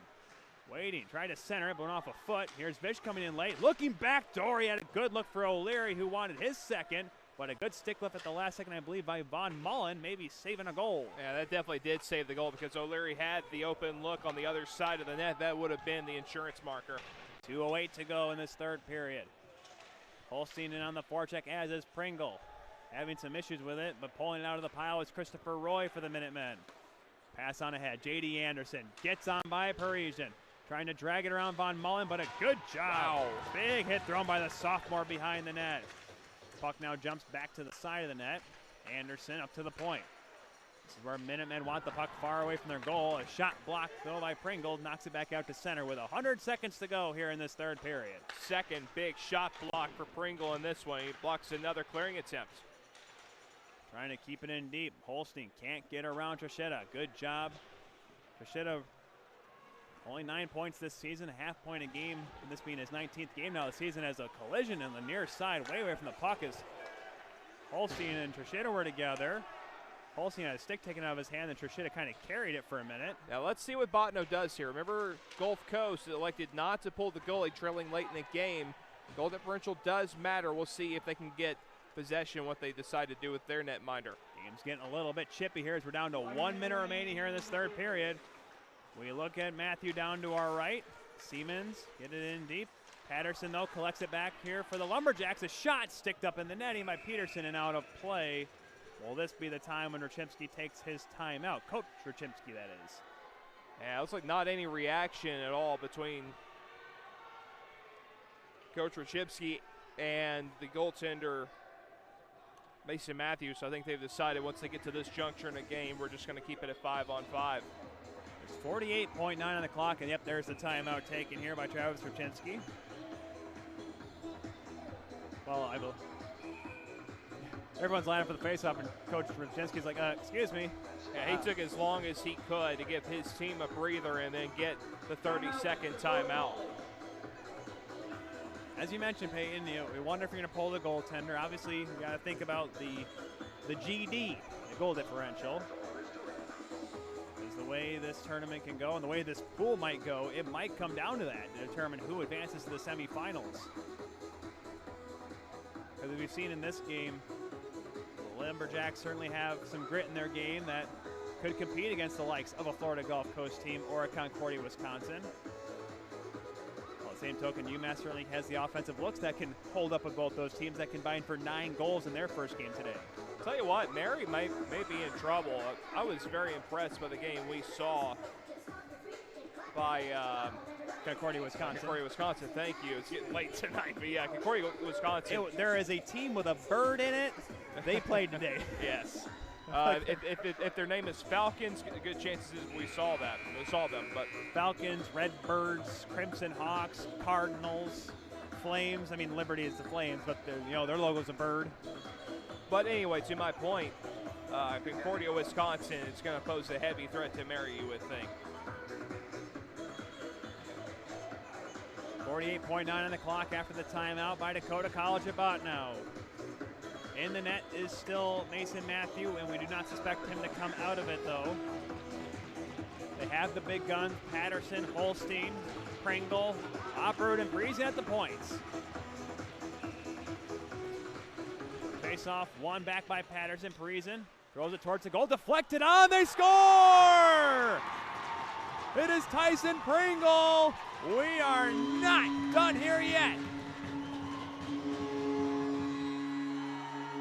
A masterful deflection in front of the net by Tyson Pringle. Parisian lining up at the blue line. Tape-to-tape perfection through the legs of Peterson, making a one-goal game. And now you got to think Botno will consider getting possession and pulling their goaltender. I think they would have to at this point. 43.6 up on the clock. They keep the same 5 out there. Why wouldn't you? Parisian throws it on ahead. Patterson is going to give chase. It's played. Oh, Patterson just deflected it wide as Peterson struggled with it. Up to the point. Uproot. Slap shot wide of the goal. 32 seconds left. Wide angle shot. Stopped by Peterson. His mask's off. His mask is off. His mask is off. The whistle finally blows. Wow.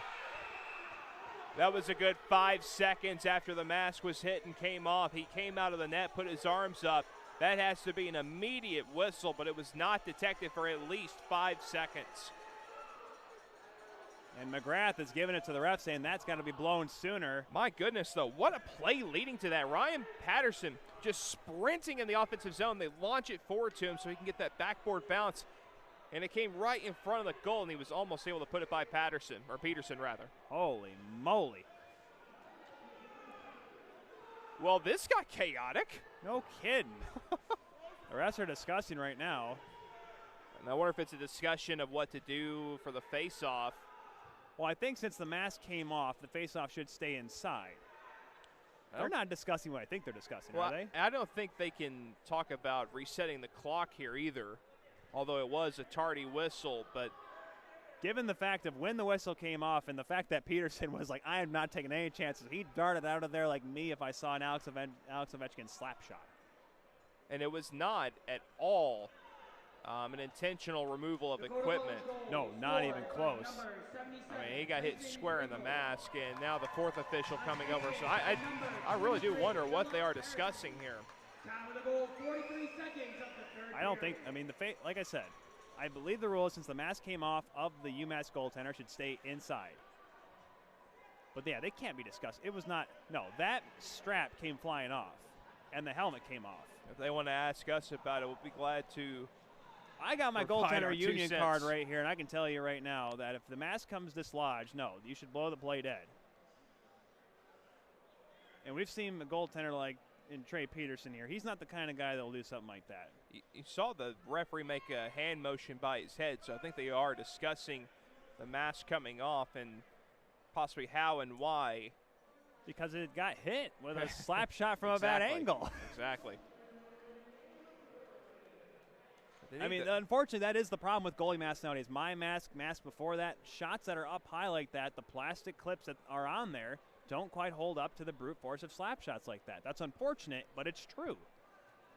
And you wish the goaltender manufacturers wouldn't cheap out on that sort of thing, but we've not unfortunately, in the age of technology that we have not been able to get the 3D printers to fix that. If you're Dakota College Botno, this timeout is just killing you because they had all kinds of momentum. They caught Massachusetts flat-footed here. And now, they're just sitting here having to wait, and the adrenaline's starting to wear off a bit. I would also, if I'm Coach Rachimsky, I'd be trying to maybe draw up something here because, once again, I believe no matter what, the faceoff should be inside the UMass zone. There's been no motion of it, but this is a very long discussion. With 25.7 seconds to go, it was 3-1.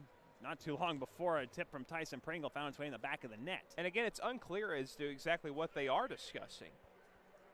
They're doing a really good job of keeping it on their breasts because they know how close they are to us as well.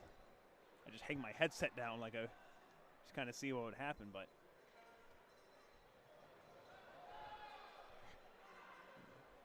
I mean, one thing I would think of is if they're discussing whether or not to reset the clock, but I don't think they can.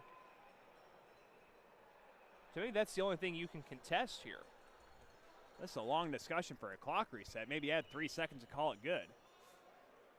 Now they've reached a verdict. We're going to see. Comes over to explain to the UMass coach.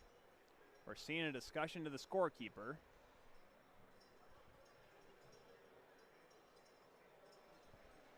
Unfortunately, it does not mean that one thing's going to happen instead of the other.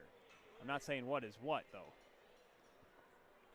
Patterson talking to the official. He's trying to plead his case, but once again, it's a shot from a bad angle. The mask comes dislodged. It becomes dangerous. When a player gets his helmet knocked off, the play is blown dead here at the college ranks, especially. UMass penalty will be assessed to number 35. And they're going to call a penalty on Trey Peterson For delay of game for taking off his mask. I don't agree with that. I see you shaking your head too. The mask came off. Now, it may have not been off completely, but if it's loose, you can't put it back in. You got to protect yourself. If one of these players' cages or bubbles comes loose and it comes dislodged, they can't keep playing. Yeah, they have to go off to the bench. And you can't have. Well, I don't like that. No, not at all. But now Dakota College Bottineau will get their 4th power play of the game here with 25.7 seconds to go. You would think now they would pull Mason Matthew for the extra attacker. I would look at it this way: if you're Coach Rachivsky, you say we were close to losing by 2 anyway. Might as well, put our chances up there and try to force the tie. But I'm not sure what, Bottineau got the benefit of a power play. What are, the discussion between Patterson and the official was a little contentious. You see Pringle kind of getting animated here near the official circle. You wonder what else is being discussed here. I feel like I'll be honestly trying to talk to my team and try to figure out what to do on this impending face-off in the offensive zone. Instead of trying to figure out, I don't know what you're trying to ask for. A second one? Yeah, Coach Ripchinski didn't really take advantage of the timeout. He's been standing at the end of his bench waiting for the ruling from the official.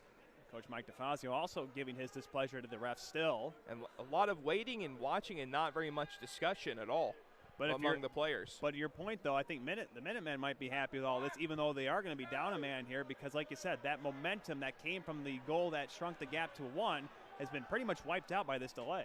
And they can ice the puck, too. That is something to their benefit. They are down a man, but they can ice the puck and still kill time and not get whistled for it. Really, a face-off win would just, I'm not saying would do it entirely, but if they can get it down here with 25.7 left, that would do it.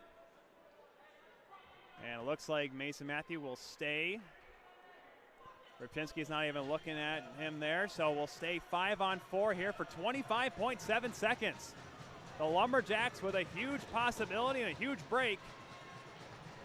Serving the penalty will be Mitchell Rickert. Face off to the right of the goaltender that was penalized. Quote unquote, Trey Peterson. Patterson on the face-off. This was the setup that led to the second goal for DCB. 1 on back though this time. Good job by Rickert. Battle along the corner. 3-on-2. Rickert just trying to hold it there. 17 seconds to go. Pulled out of there finally, but cleared out. Held in by Parisian. Throws one towards the goal, well wide of the cage. 10 seconds left. Upper with a shot off the side of the goal. Held there though. Rickert trying to waste time. 2 seconds and 1. And the Minutemen will hang on by their chinny chin chin. A couple checks at the end of the play. And we got a scuffle as the Minutemen will hold on to win this game by a final score of 3-2. Bottineau's comeback efforts were stymied. There was a blue line shot attempt that ended up behind the net. Leighton Holstein was chasing it, and he hit his leg on the post and pretty much took him out of the play. Peterson and company hold on. A gutsy effort by the Lakers, but the Minutemen able to pull it out. For Peterson, a 31-save victory. Tough one, though, for Mason Matthew. He made some big saves in this one. Payton keeping his team in this one, making 36 saves in the losing effort. It was a good, valiant comeback, but they do need to work on their game, putting together a full 60 minutes. They were really flat in that first period. Again, some good juice, some good battle back, but I'm going to have a long discussion and to make sure my team has a little bit more consistency built in them. Good play by UMass. Again, a little inconsistent too on their side, but they're still able to battle through and come up with the victory.